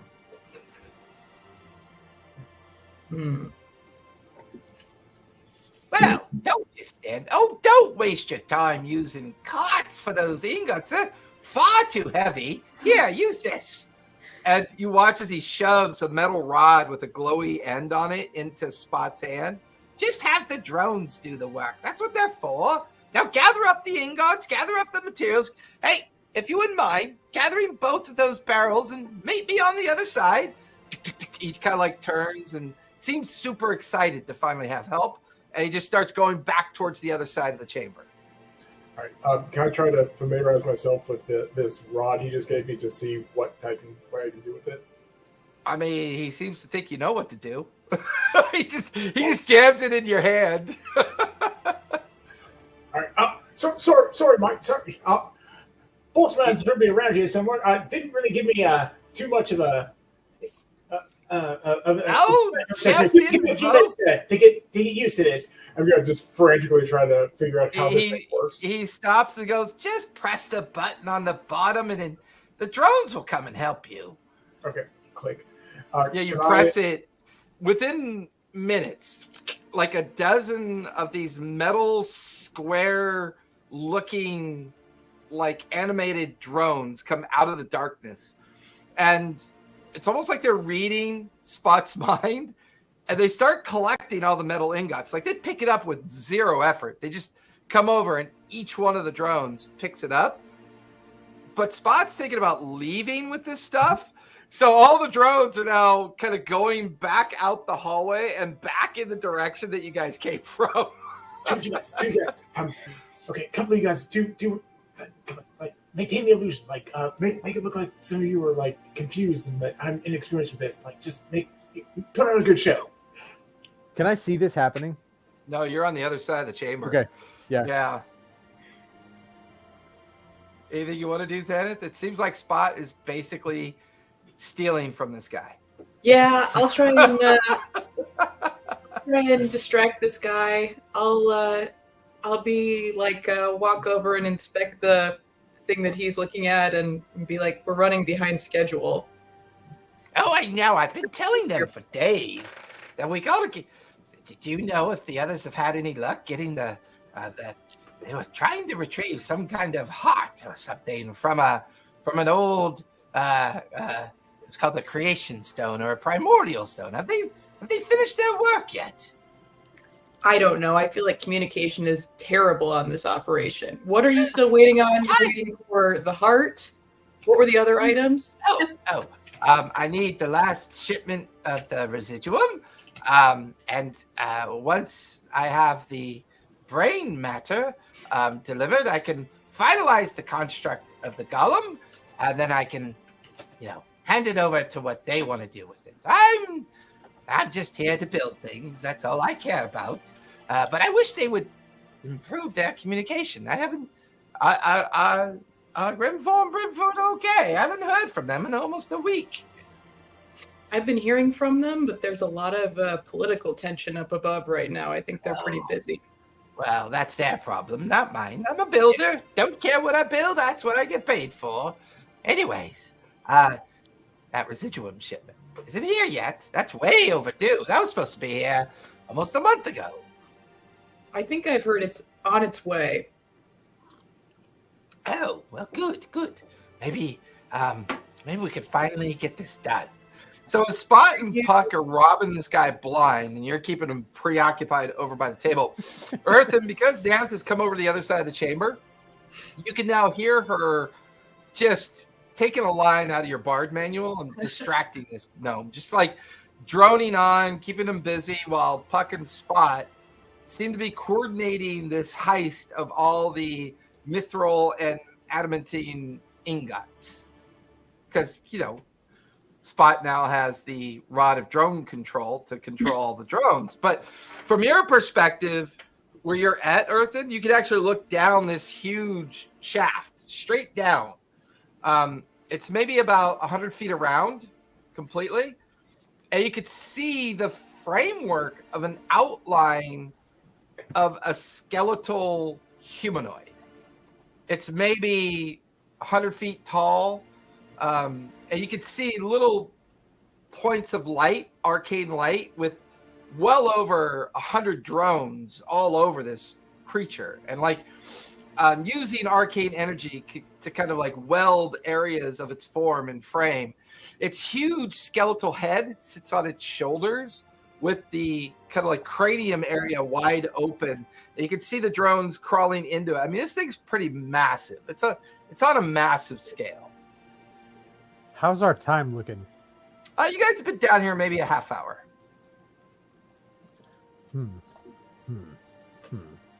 I'm going to, since no one seems to be around the table where he was working, I'm going to go. Oh, they're back to the table now? Well, she distracted him by walking back with him to where you initially encountered him. Gotcha, that way, okay. Spot and Puck can continue to kind of manage the drones and steal as many ingots as they can. Okay, I was going to try and swoop down and pick up some paperwork or pick up some stuff off the table. But if they're coming back, I'm going to cast Detect Magic again. Okay. And see if I can pick anything up that's around. I know the residuum's there. Yeah. But what else is going on? Yeah, give me investigation with advantage as you pop Detect Magic. Wow, I rolled double 13s. With my investigation, that's 23. 23? Everywhere you go, when you get close to different parts and things hanging and barrels and crates, there's a lot of enchantment magic here. A lot of infusion magics are here too. You're getting the feeling that this gnome might be an artificer. But he's pretty advanced. He's working in such a way that's very unfamiliar to you. He's conducting himself in a very unfamiliar way. And as in his exosuit with Xanth alongside him, he seems to be droning on about his work. So for the next 5 minutes, he's going on about this ultimate piece of work that he's been commissioned to work on. He doesn't sound like he's from here. Can I roll? Would it be worthwhile to try and try and incite whether I can tell from his talk if he's, I don't want to say alignment, but if he's doing this for purely like scientific pursuits, or if he's like wants to watch the world burn kind of guy? You give me an insight on that, because he seems to be kind of ignoring the fact that you guys are here, whether that's important to him or not. So yeah, you can give me an insight check on that. All right, that's okay. That's 29.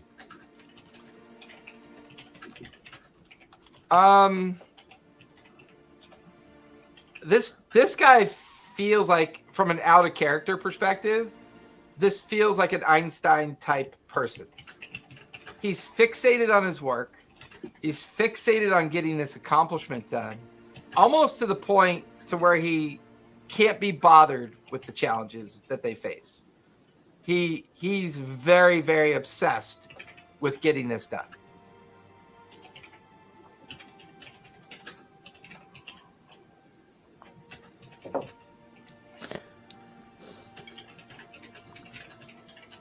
As they walk up, I'm gonna drop down real quick and make myself known, and so like I'll kind of appear out of nowhere as I just used up all the lead from my pencil, and say, "Oh my, hello. When it when it rains, it pours. That's so good to have more help." "It's not gonna work, you say?" "Well, I don't think it's going to work the way they think it is, but I get paid for producing what they think they want. I'm not sure it's going to work the way they think it's going to work." "I'm not sure you're getting paid for anything, my friend." "Well, what do you mean?" You don't know. You didn't feel the vibrations? Vibrations? Why would I feel vibrations? Thane's Reach is no more. Thane's Reach? What's Thane's Reach got to do with my chambers? Who resides in Thane's Reach? I don't know. You tell me. Dear God. My friend, you've been down here far too long. Down where? I'm not down anywhere. Oh, we're on a different.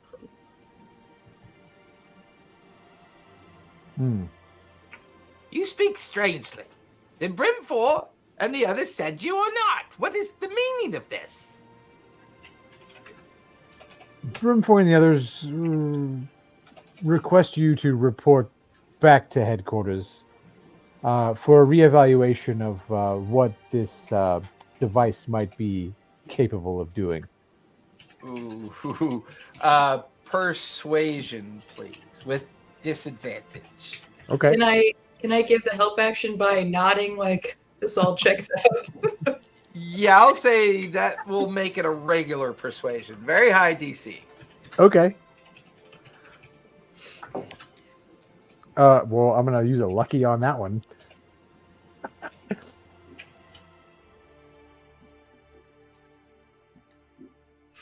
Oh my gosh. Okay.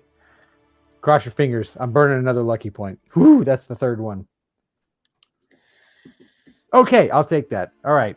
Whew. Whew. Okay, persuasion. Yeah. Hang on, let me add it up. All right, persuasion. That's plus 14, so that's a 32 plus my proficiency bonus is a 35. Okay. I put the DC at a 28, so that'll do well, it. The first roll I rolled was a 2. really high. The second roll was a 4. Yeah, I rolled a 2 and a 4. I'm like, you know what? If I have to burn all my lucky points now, I'm down. Yeah, he rolled a pretty high insight on you, and he stops to think about it for a moment. But I don't see what that's got to do with anything. But sure, fine. And he kind of stilts over and picks up a large backpack, and he starts cramming like books and folded up paper into it and hands it to you. Well, just take this to them. That'll give them all the information they need. All right.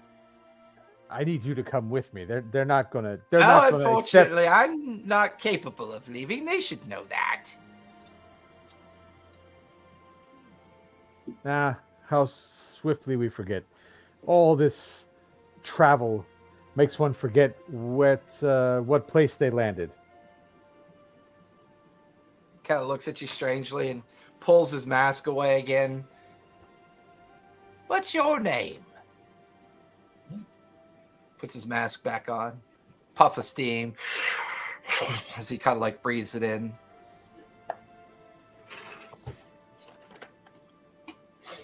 One second. I'm digging up for a name. See, now you know how it feels. Yeah. Take that name. Not Burt Reynolds, okay? Burt Renauld. Right. His name is Burt Renauld. Hey, storyteller. I just have an idea for a thing.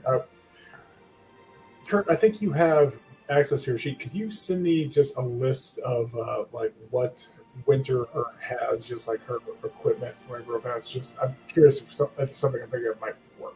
I don't know if it will. It kind of relies on her having a thing. I think if you go to the campaign, you should be able to pull it up. Yeah, I made it public. If you go to the campaign page, you can pull her up. Doing that. That's how I was pulling it up. So, Masterson, only recently promoted. Formerly, I was at headquarters. I don't know how you do all these things here, but the last guy wasn't getting the job done. They put me in his place. Oh. Well, I know it's always hard to find good help, but these switches and changes only cause delays and more problems. Well, I mean, surely you heard about the problem at the docks, right? Yes, I assumed that was just me talking to myself, but if it's a real thing, sure. They couldn't get the boats landed, couldn't get them unloaded. Oh.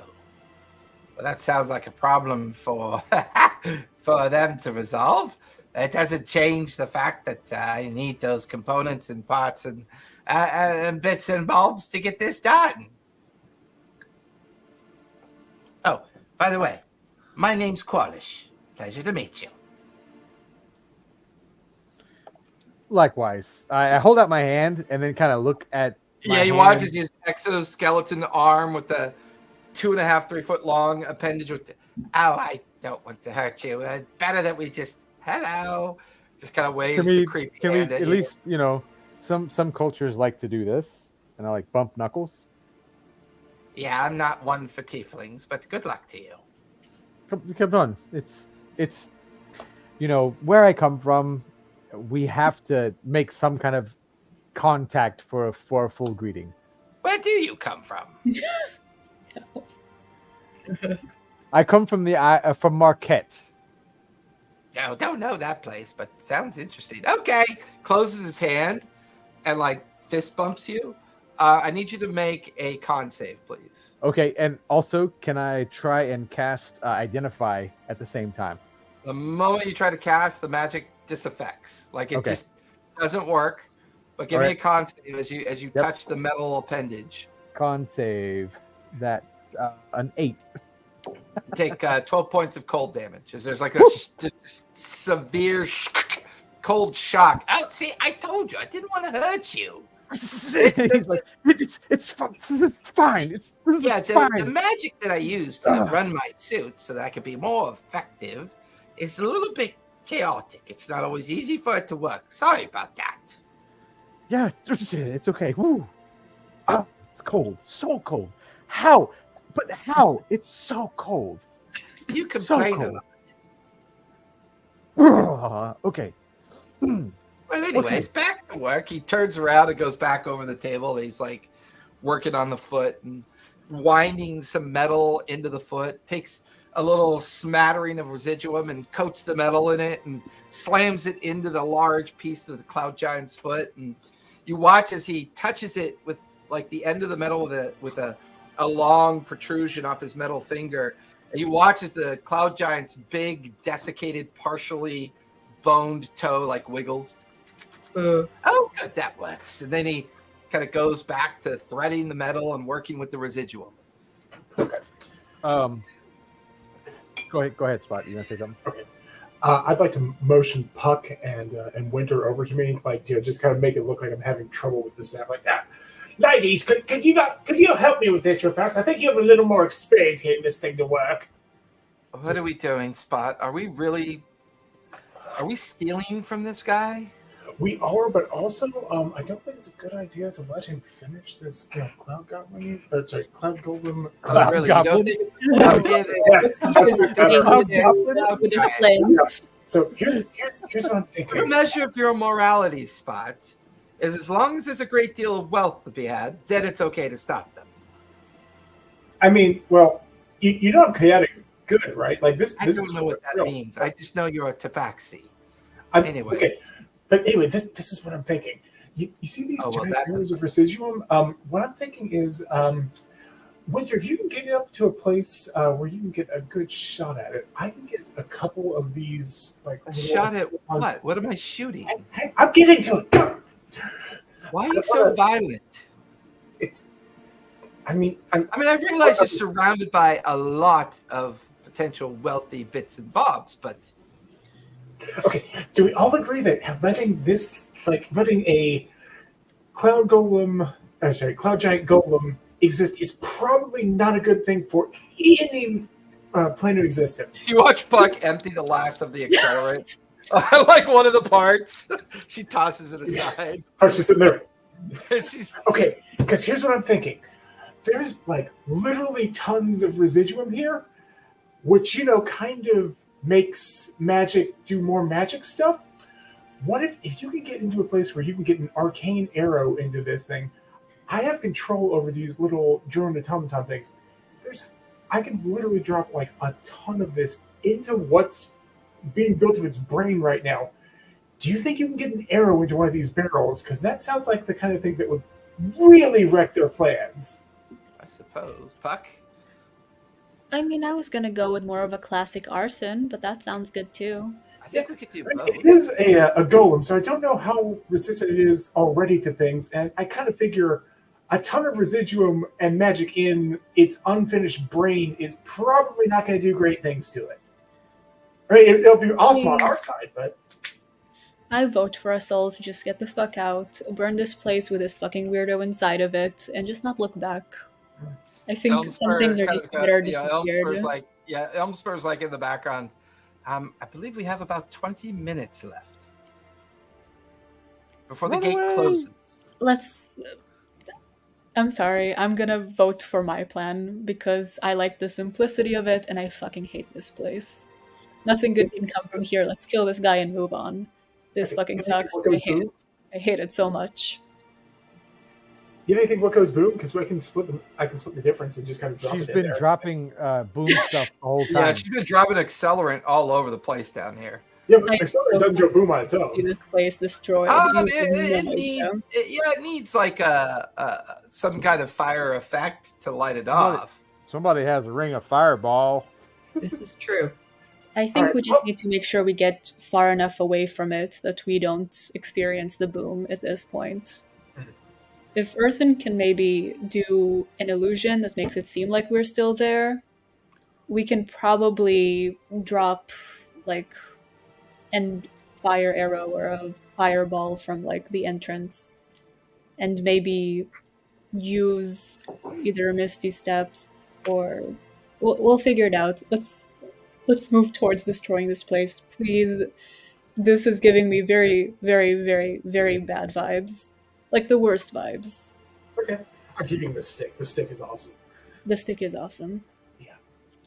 Okay. I'm over that. So, all right. I just kind of break up the huddle. It's like, all right, so we're burning the motherfucker down. Okay. Elmspur and Winter kind of exchange glances, and Elmspur goes, "Well, I could enhance any flame magic that's used. I can't help but notice that when I tried to detect thoughts on the creature when he was over here, I was unable to get my magic to work on him. It's quite possible he's immune to magic somehow, although I'm not entirely sure how he's pulling that off. Shall we wait for the others, for Earthen and Xanath to get back before we ignite this?" I have telepathy now. Hallelujah. I'm gonna send them a telepathic message that says, "Let's get the fuck out, or we're literally toast." And I am deadly fucking serious. Can we send messages back through your link, or is it just you reaching to I us? think she can speak one way and the other way, I believe. Oh, wow. So I have detect thoughts, but the features and traits of telepathy are a little weird. It says creature, which I don't know what that means. But it just says Flavor-wise, I think it's intended for you to like speak to your companions, like your animal companions. Because I think the way they manage that. Telepathy? Well, She's a ranger. because you're a ranger, right? I am. It says you can speak telepathically to any creature you see within 60 feet. Your telepathic utterance are in any language you know, and the creature understands you only if it knows that language. You can communicate, doesn't give the creature the ability to respond to you telepathically. Gotcha. So I'll say you could send that message to them, but they're not able to reply to you. Okay, so I'll go within 60 feet of them, and I'll lay out the very, very simple, very straightforward plan.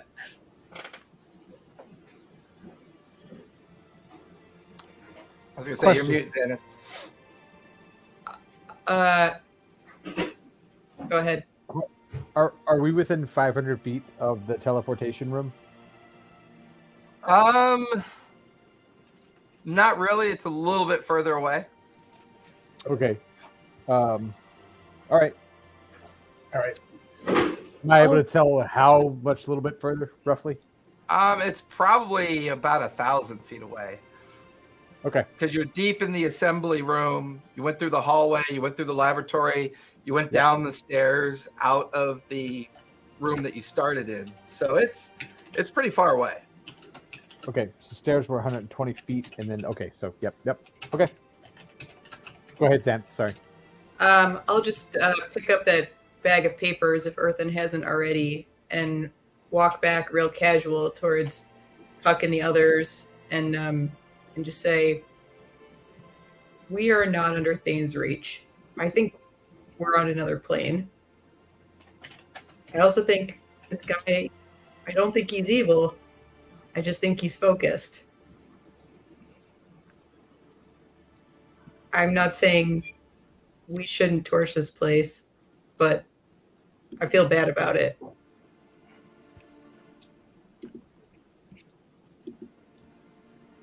I don't. So as she goes to walk back, I'm gonna try one last ditch effort towards this fella. Okay. I'm going to try and 6th level dispel magic on him. Ooh.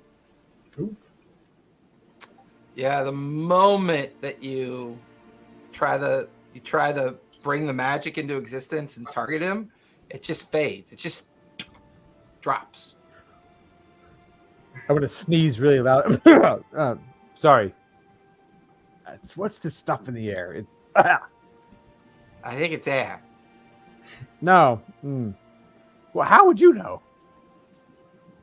It's true. motion I my don't really mask. read.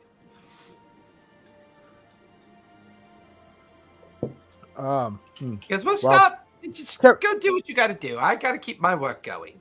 Carry He turns on. around carry and on. goes Yeah. back to doing his work, working on the foot. Not for much longer.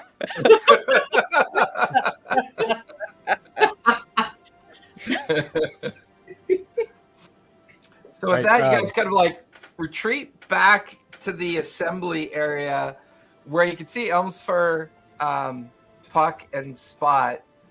With Winter, Carson's down the hallway watching these drones cart like these ingots up back the stairwell up towards the gated transportation circle. And Carson kind of like looks down the hallway, sees you guys kind of forming up. And he's like, I think we only got about 10 minutes. What are we doing? We are Winter, come here. flanking What are this. What are we doing? Come here. We're gonna go to the hallway so we can to get to a point where we can see the guy. Okay. Like, assuming he's gone back to his work, we're gonna get to the point where we see the guy. You ready to make an insane shot? It's gonna be a great shot. It's gonna be the best shot you've ever made in your life. Okay. Okay. What am I doing? Am I banishing him? Nope. See the thing on his back? Oh, yeah. It's like something. Is he using that to breathe? I think so. I just want to poke a hole in it. Just want to poke a hole in it. Okay. All right. I believe in you. She lets go. She lets go of the arrow. Run! Okay, go. And you just watch it hit the tank, and it hits it, and you can see like this air or steam just starts pulsing out of it, and she turns and she just starts running back down the hallway. Yep. Elster's like, "Oh, we're running," and he starts toddling along. He's not very fast, and then you watch as he casts something, and now he's levitating forward, following the others. Karzan sees Winter and Elmsford, and then he starts chasing after them as everybody else is running. So Puck throws the four of you are in that assembly room watching the last drone take out the last ingot back up towards the top. Okay, can Puck throw a Molotov cocktail? Just, or a little bit of flint. This needs to go. Hey, do you need a tinderbox? Somebody This has is great. This has ring been of like fireball. She has a ring of fireball. Why you gotta do the hard stuff? Molotov She's got the easy one. Molotov horses, cocktail. guys. She's got a freaking level what? You know what? It's 7, not 8? one or the other. We can do both. Okay, we can really. Why waste the material? She can just boom. You know. You know what? I'm throwing the cocktail. It's over. You watch as Puck pulls out a little thing of alchemist fire that she keeps handy. She breaks off the wax seal and shakes the bottle, and it starts boiling with the kind of flame and orange in it, and she tosses it. Puck, give me a D20 and add your dex modifier.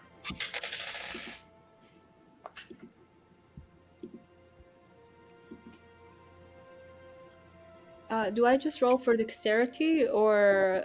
Just roll a D20 and add your dex modifier. So yeah, you can roll dex. You could click dex and it'll roll it for you.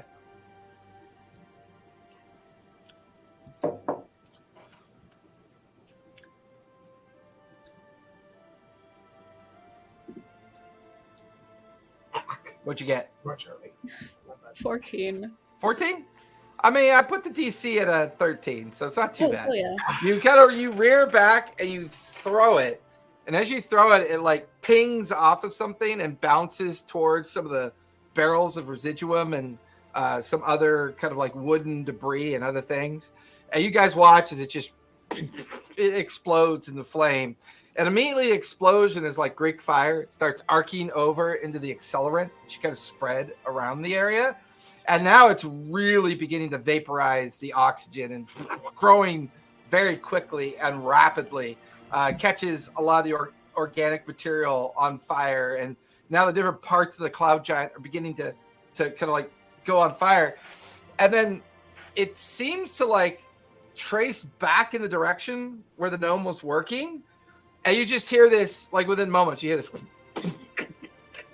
and like landing around you, like an arm, a foot, like his destroyed head tumbles across in front of you.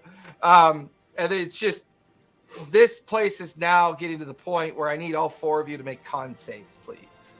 All right. Question is, are you running? I'm going to dimension door. Ooh. I can take one of you with me, but I'm dimension dooring because I think I'm the closest to everything. All right. How close am I to the portal? How close am I to the portal right now? I'm curious. You're pretty far. Okay. I mean, all of you were in the double hallway helping Puck set the place on fire. All right. So you're a good ways away. With your dimension door, Earthen, Yep. from that side of the hallway, that'll take you to the base of the stairs. Okay. But So- first things first, what'd you guys get for your con saves?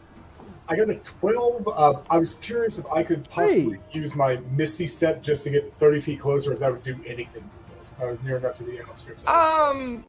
It's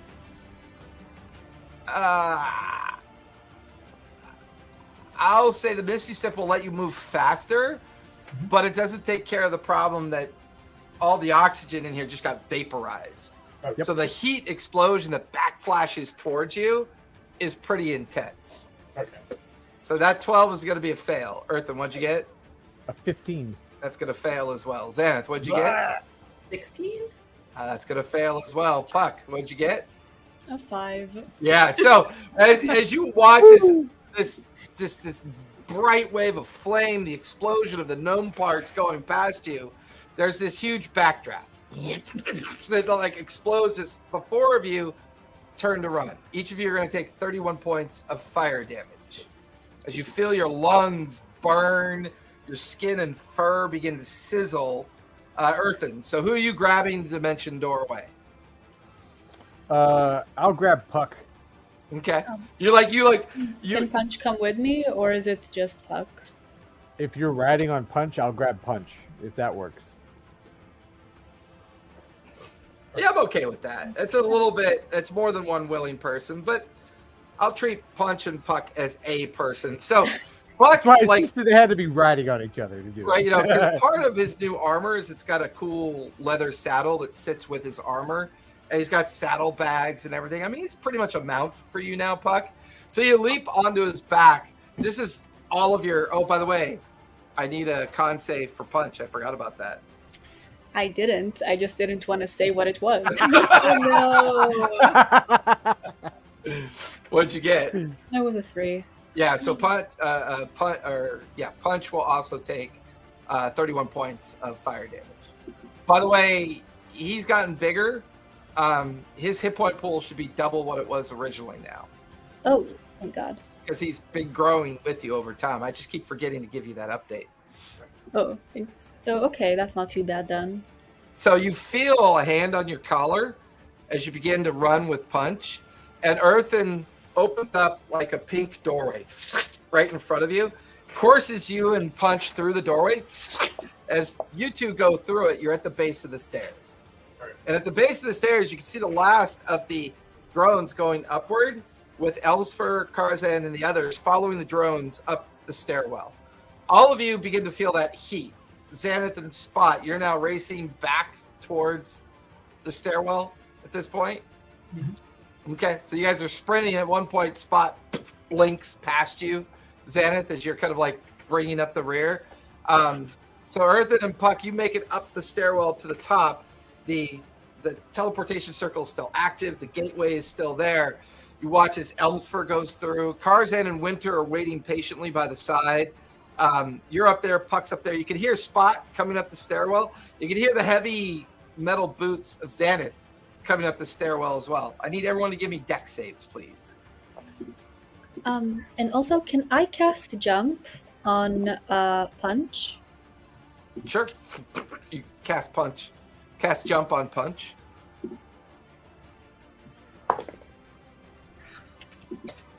So Punch can have a dex save advantage because of Jump. Okay, I got 28 for Puck. Okay. And advantage. I think the crime frames are fine.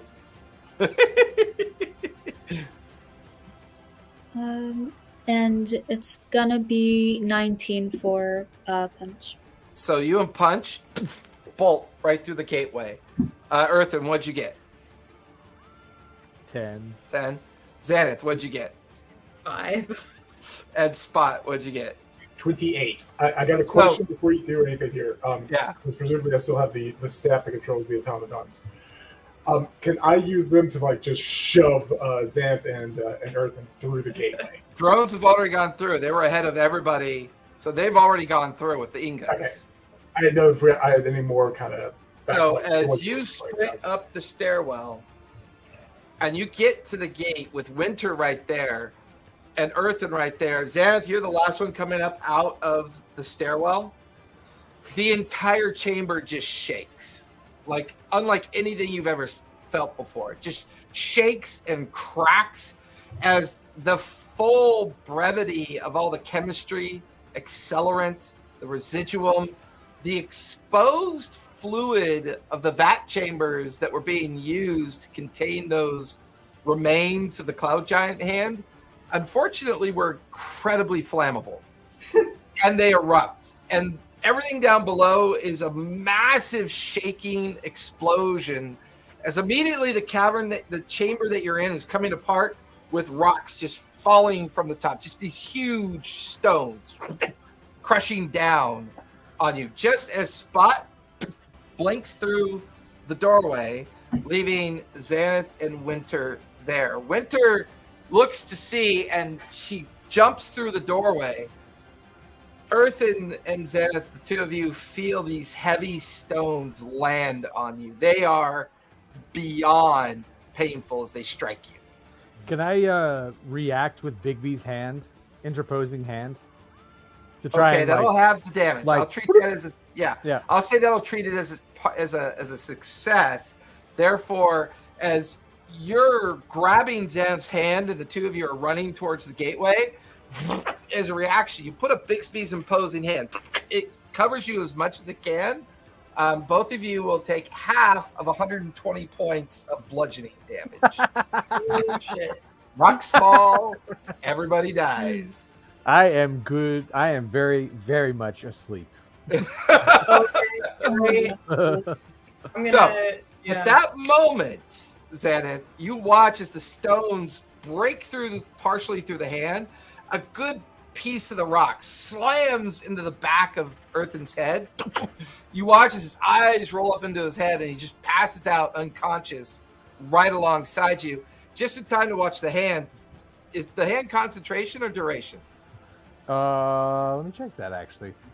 Because I Bigby's think it's hand- concentration. concentration. Yeah. Yeah. It's concentration. So the minute you go unconscious, the hand fades away. The next stone slams into you, Xanath, doing the 60 points of bludgeoning damage to you. Are you still on your feet? Yes. Okay. So you're now dragging Earthen as you're watching metric tons of rock about to fall on top of you.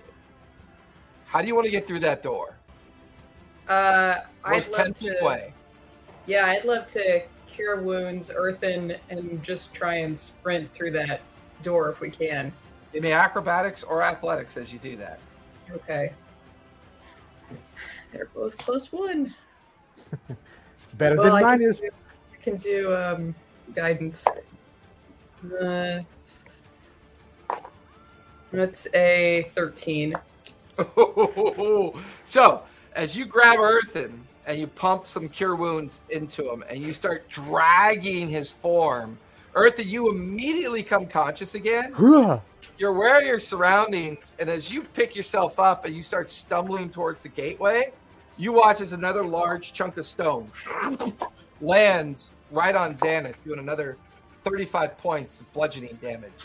How Now I'm far out. are we? And- wait, and- how much healing did I get from that? By the way, So it was 14 plus 5 is 19. Okay. okay. So you have 19 hit points. Yep. You watch as that chunk of rock knocks her out cold, just blood spilling from the side of her head. The two How of you far are we from the? How You're far are only we from 5 the gate? feet away from the gate now. 5 feet. Okay. 1 second. What's going on the other side? Are we just Can- not able You guys are them? just standing there waiting for them to come through. There's like no evidence of this going on at all. You're just wondering Okay. where they are. So I'm gonna Bigby's hand again. Say that again? I'm gonna Bigby's hand again and Okay. push us through the door. Like just it's coming behind me and shoving both of us through the door. Yeah. As you guys do that, you Probably tumble Rock is through coming into with the other side. As you tumble through to the other side, those of you on the other side of the door watch as an unconscious Xanath, bloodied, bruised. You can see there's heavy wounds on her face, her head, her arms, and then a very, very rough-looking Earthen come tumbling out. You then watch as the gate immediately collapses, and the teleportation circle goes dark. No more connection. Oh shit! Holy shit! I am so Oh, sorry. I thought we were so much A little closer to warning the next exit. time. Jesus! Ah! Ah! Oh It hurts so no! much. What the hell? Puck? God. I thought we were by the Oh. exit. Why would we throw it when we were not? Oh, that hurts so much. I'll healing. Winter goes, well, you told me to take the shot. Yes, but it was the shot, wasn't the fire and everything. Shit. Ow. Is Zenith okay? I'm healing word, Xanath. Lie there, blood pooling underneath her head. Caleb comes over. What happened? What is? Oh my! Little automatons and lots of places suddenly very crowded, and the doorway's not working anymore. I still had a few more minutes on it. What has happened?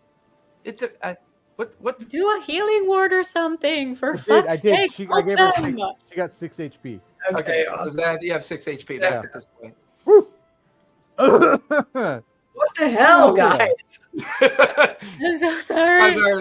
Karzan comes over and like helps Xanath off the ground, and Elmsfair is kind of looking around and just like there's that awkward pause. Like, have you ever been to some place that was poorly planned? Like it was just, and you had the event, and at the end of the event, you just kind of stand there with other people, like you're waiting for someone to like begin the criticism conversation. As that awkward by the pause. stairs when I threw it. Sorry. I'm gonna reach I'm gonna into the try bag. to preempt this as much as possible. Just gonna come up to Elspeth and just kind of be like, "That was a fucking rad heist, though, right?" I want Right. to reach into the bag and pull out Right. the bag of notes. Okay. Like I'm leaning against the wall, like we got it. Caleb comes over and takes it out of your hand and starts. This is all very interesting. It'll take some time for me to figure out what all this is, but It's perhaps- gnomish. It's gnomish. well, I speak Gnomish. That's quite fine. Perhaps a rest. Can I use because I believe I still have, because I just bought a healing kit and greater restoration. Can I use the 2 greater restorations on them? That only cures a condition. It doesn't get their hit points back. Yeah. Does the healing kit do anything at all? Healing kit will give them. Healing kits are usually designed to do a few points of hit points back, as well as kind of like stabilize them in case they're unconscious. Yeah. There's not much point because they're not. In You watch as like Punch, realizing your stress, goes over to Xanath and starts kind of like licking her hand and her arm and her leg, just like doing what cats do when someone's injured. I'm gonna use mending on her armor, assuming that it's very dented. But yeah, there's like a nice dent on the helm. And you, In the helm? a lot of rocks. Hey, helm protected you. I Well, see what you did there. Well, of course the helm protected us. She was wearing it. That's what came in. Anyways, such weird conversations. Kazan kind of goes, so what just happened? What was that guy working on that was so important that we destroy it? Nothing good, but I think you guys are entitled to a percentage of this. Very, like I'm gonna say, tons of rare materials I brought in. So maybe this is a don't ask questions kind of time. Just saying. And there's like 24 drones lined up against the wall, and each drone was able to carry 2 ingots. So there are 48 ingots. So 24 mithril and 24 adamantine ingots neatly stacked in this now crowded room. Okay. Did we get any of the residuum, or did we leave it all there? Got all left That's behind. what They can blew all- up, yeah. man. Yeah, I know. I just didn't know if we grabbed any of that on the way back. So we have just an insane amount of mithril and adamantium. So adamantine.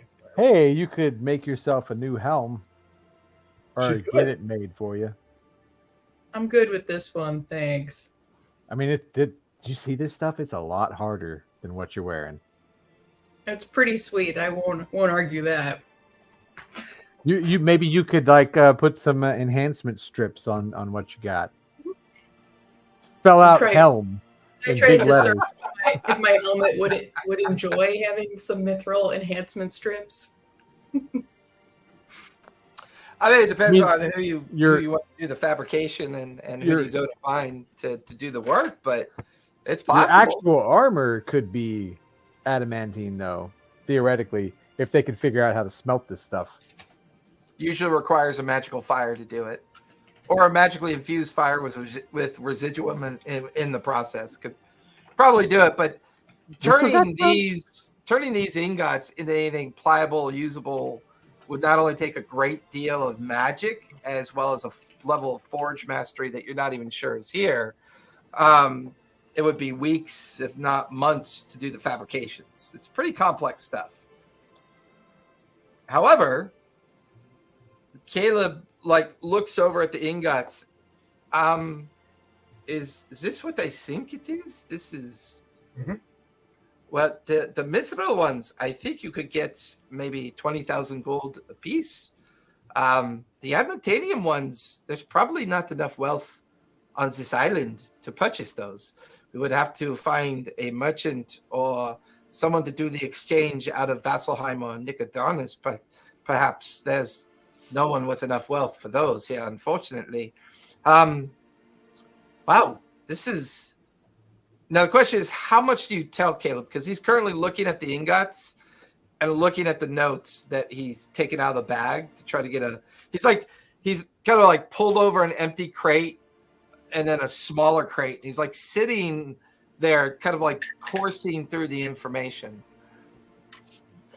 Do you know someone who can forge it? Forge what? Anything out of this? Well, I would imagine that I could. There's there are some people I could reach out to. Does your cat do that too? Does my cat do what? Your cat does everything. Does your cat forge adamantium too? Oh no, it's still my cat is very much limited to my magic. I don't know why you. I'm going to assume that rocks hitting you in the head have made you very cantankerous. Therefore, you are being difficult. Oh, but that's it fine. wasn't the rocks, but you know. But anyways, who was this gentleman that was in possession of all these things? Did you happen to bring his head with you? I thought I saw it roll past you, Puck. I was You did. just out of the stream. I was genuinely trying to find a Splinter Cell meme from way back where it was, and I'm taking his goggles to post in the chat just to see if I can do that. But since I believe he told you his name. Yeah, he did, but I mean, I just saw his head bounce past as the explosions were going on everywhere. No, I was too excited to kick it out of the way. But I am sorry, I genuinely thought we were by the exit. That was the plan. The plan was for us to be at the top and throw it from the top down. Don't you have this spatial awareness of where we are? I was traumatized, Earthen. This is very, very uncomfortable for me. Yeah, well, I have given you every reason to doubt do me. you know how big those rocks were? Do you know I how am big very those rocks sorry were? about that. I promise I will try to make that up for you. I have no excuse. That was horrifying. I am so sorry. Everybody is okay. No one's dead. You're quite Barely. messy. But what was the name of the person that you encountered? What was their name? His name was Qualish. He Oh, that is impossible. No. That's what he called himself. He said his name was Qualish. He was Qualish? He was very much probably barely still actually alive. Because every time he took that mask off, it was rotten. The smell and the look was disgusting. Was the name Qualish is well known to me. He is a master artificer. He Was. I don't know about that. I saw his head and his arm at least. Well, I understand that's what you saw. What I'm here to tell you is that a friend of mine, I've met him only once or twice during my travels, but yeah, he is linked to Gilmore's glorious goods in Amman. I studied under the tutelage of what is his name? He was a furbog who ran a shop as well. Not Caduceus, that was a different furbog. Oh God, what was his name? Well, anyways, I can't really remember his name, but he studied under Qualish. Qualish lives in an asteroid in the astral sea. He doesn't really ever exist on a plane of existence. The challenge is that Qualish, well, he mastered simulacrum. From what I understand, he had managed to make up to 30 versions of himself, strung throughout the many different places of the astral sea, fixated on very specific engineering practices and things. Some of them have gone a little mad. Some of them are okay. But I doubt that was the original one that you killed. It was probably one of his copies. Well, then 20 more to go, I guess. Did we just make an enemy out of a really powerful artificer that lives on an It asteroid? depends. If he still had his telepathic link with his simulacrum, he might, a bit aware of what's happened. But sometimes he lets them drift. Sometimes he doesn't bother to keep tabs with them. So they were trying to make a golem out of a cloud giant, or the Really? body parts of a cloud giant. And all this, and I'm pointing to the amount of mithril and magic adamantium. it would be improbable, to say the least.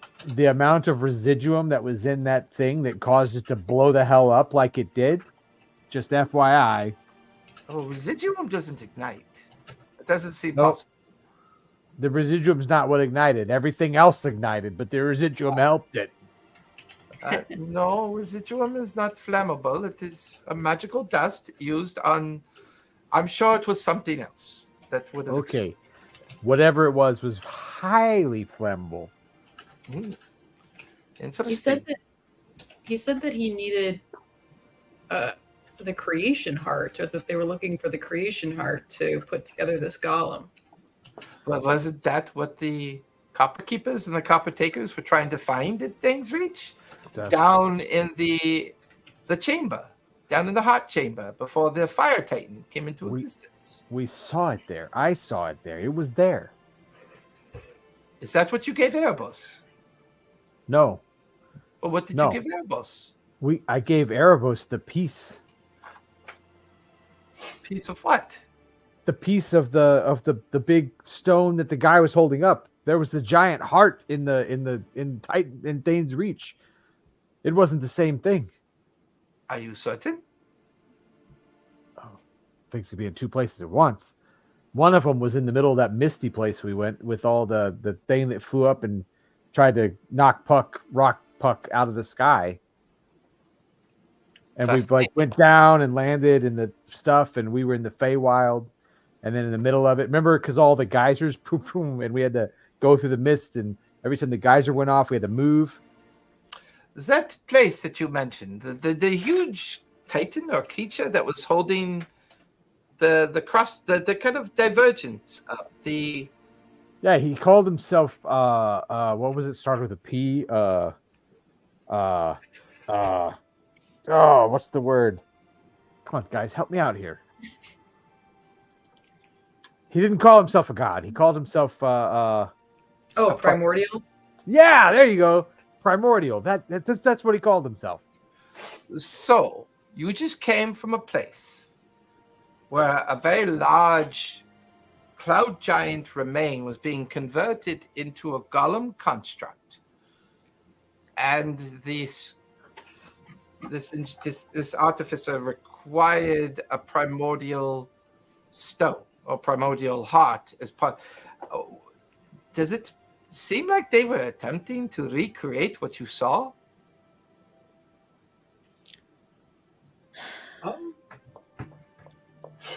I can.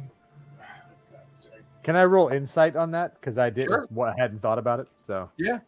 Hey, sir, could you repeat that? You cut out a little bit, but I couldn't quite hear what you said there. I heard like something you saw. Basically sum up what you saw at Qualish's chamber, and also repeats the experience that you had with the primordial. And he surmises that maybe they were trying to build a substitute for what you saw. It was a 31. 31? It Yeah. definitely sounds like that's exactly what they were doing. And Shit. it goes back You're to onto the it. original idea that they probably didn't know about the Fire Titan. They were probably just looking for the primordial heart. The stone that you had retrieved from the Lucidian gate that was given to Erebos had revealed the primordial heart, but the Titan had already walked away and destroyed everything. So it's quite possible the primordial heart was related to what Erebos has.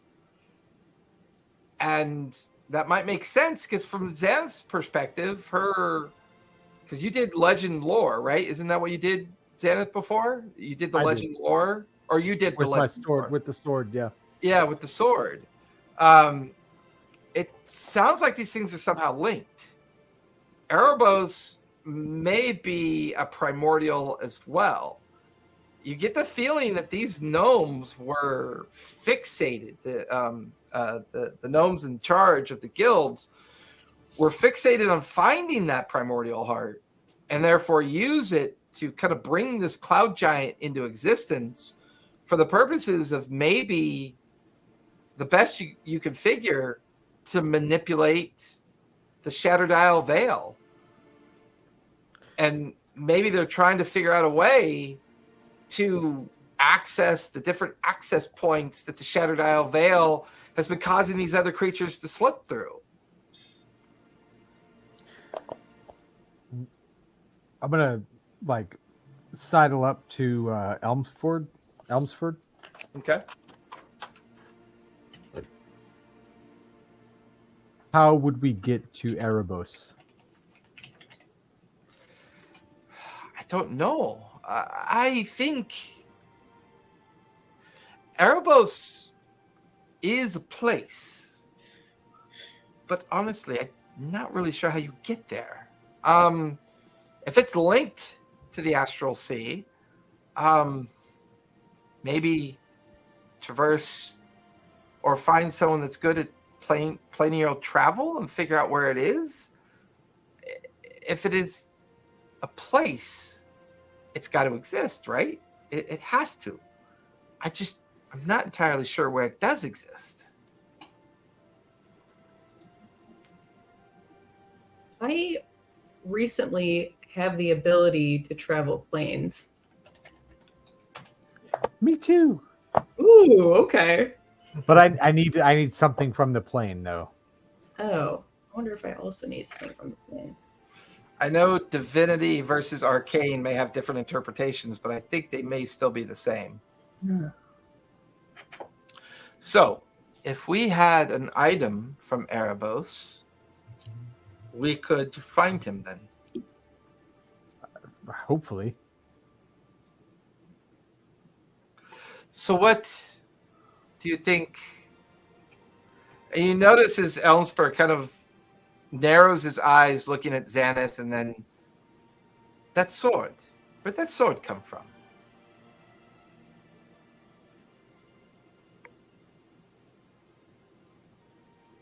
Is he talking about the legend lore sword? Yeah. Oh, that sword? Yeah. We picked it up. Where did we Where? pick it up? Shit. Where did we pick that up? Didn't you steal that spot? Probably. Yeah, no, you stole it. You stole it from the it was from the Thunder Shroud, the captain's stuff. Oh, you're talking about my Kraken's Reach? Yeah, We had that that, was but we- definitely that- stolen. Yeah, That and, so was the Legend Lore sword, the Sword of Knowing. they were both from the same hull. Yep. I got them both from there. The ship that you blew up full of mind worms. I didn't blow that up. So many of our plans. That was a collective view, and I'm looking at you three specifically. That was a collective you, as in you three specifically. Oh, I get mean, it. that's when like Caleb listening in the conversation comes over. Well, is it possible that the Thunder Shroud used the sword to understand the origins of what they was doing, and then use that as a way to seek out what they thought was a primordial stone or primordial heart, and they inadvertently stumbled across the ability to understand who this Erebos is, maybe? Maybe this sword is linked somehow to where Erebos is from. Maybe this is what we need to do the travel. Well, I mean, I cannot go, but perhaps if you guys decide to go. I mean, you can. I can take 8 with me. Well, no, I can't go. I'm leaving tonight with Ford and Jester. We are heading back towards Nicodranus. We intend to confront the Wanderman, and we intend to assemble. We intend to call in some debts and assemble a fleet out of Zohash, and to see if we can't pierce the veil into the Shattered Isles. If you and your friends wish to seek out this Erebos, I leave that up to you. But we know from the creatures coming and going, the people, there is something going on in the veil that surrounds that place. And I think it's getting more dangerous. I'm gonna look at the group. So we're gonna do this. But we do need to stop by the boats first to rest. You watch as Caleb flicks a coin at you, Puck. How did you get that? Oh my god, did you steal this for me? Wow, no. I just assumed you forgot it. Oh, And thank I just you. wanted to make sure that it got back to you. It has a most interesting personality. She just kind of hides behind Xanath again. Putting the coin in your front pocket.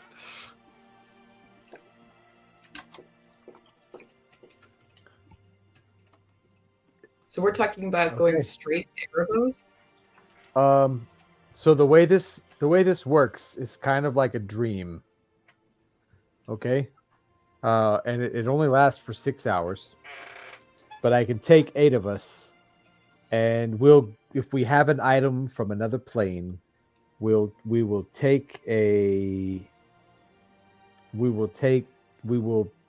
in our dream go there. But we can't get hurt. And if we get hurt, it breaks the thing, right? Okay, and What does that mean? Go back? Like if we It'll get snap hurt? us back. Yeah, we'll lose the effect. Yeah, but we'll be mentally and physically transported to the world in the vision unless one of us takes damage, and then we get snapped back to reality. Whoop! There goes gravity.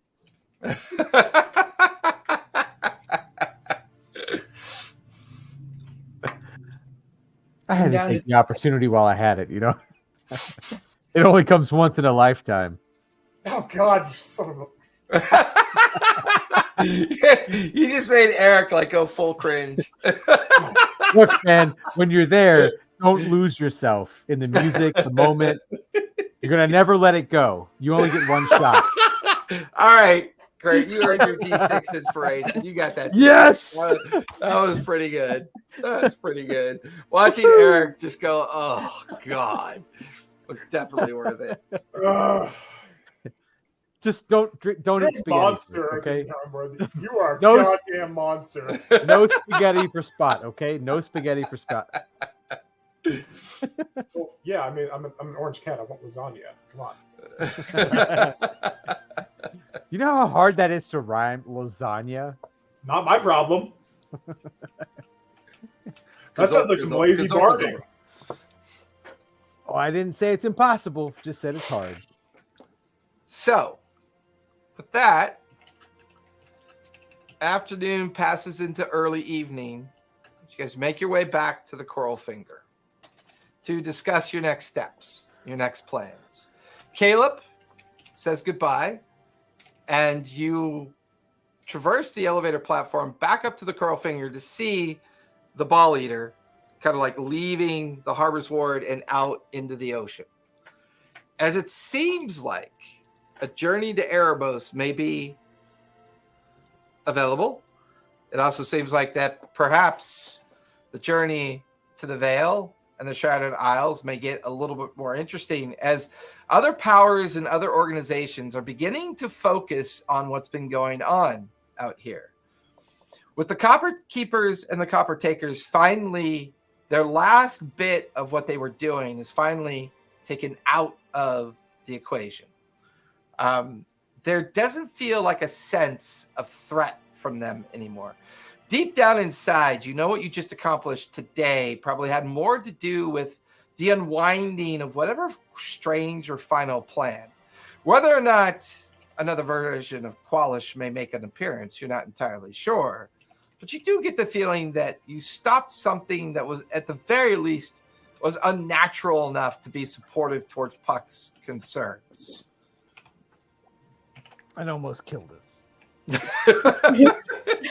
Almost is still Thanks for not saying. killing you. I'm not quite dead. No, yeah, I am sorry. The plan was supposed to be different. I do apologize. All right, so that'll wrap us up for tonight. You guys go ahead and linger so we can talk about the schedule. Everybody else, thank you for coming out. Don't forget to be safe, be kind, and more importantly, play a game. Good night, everybody.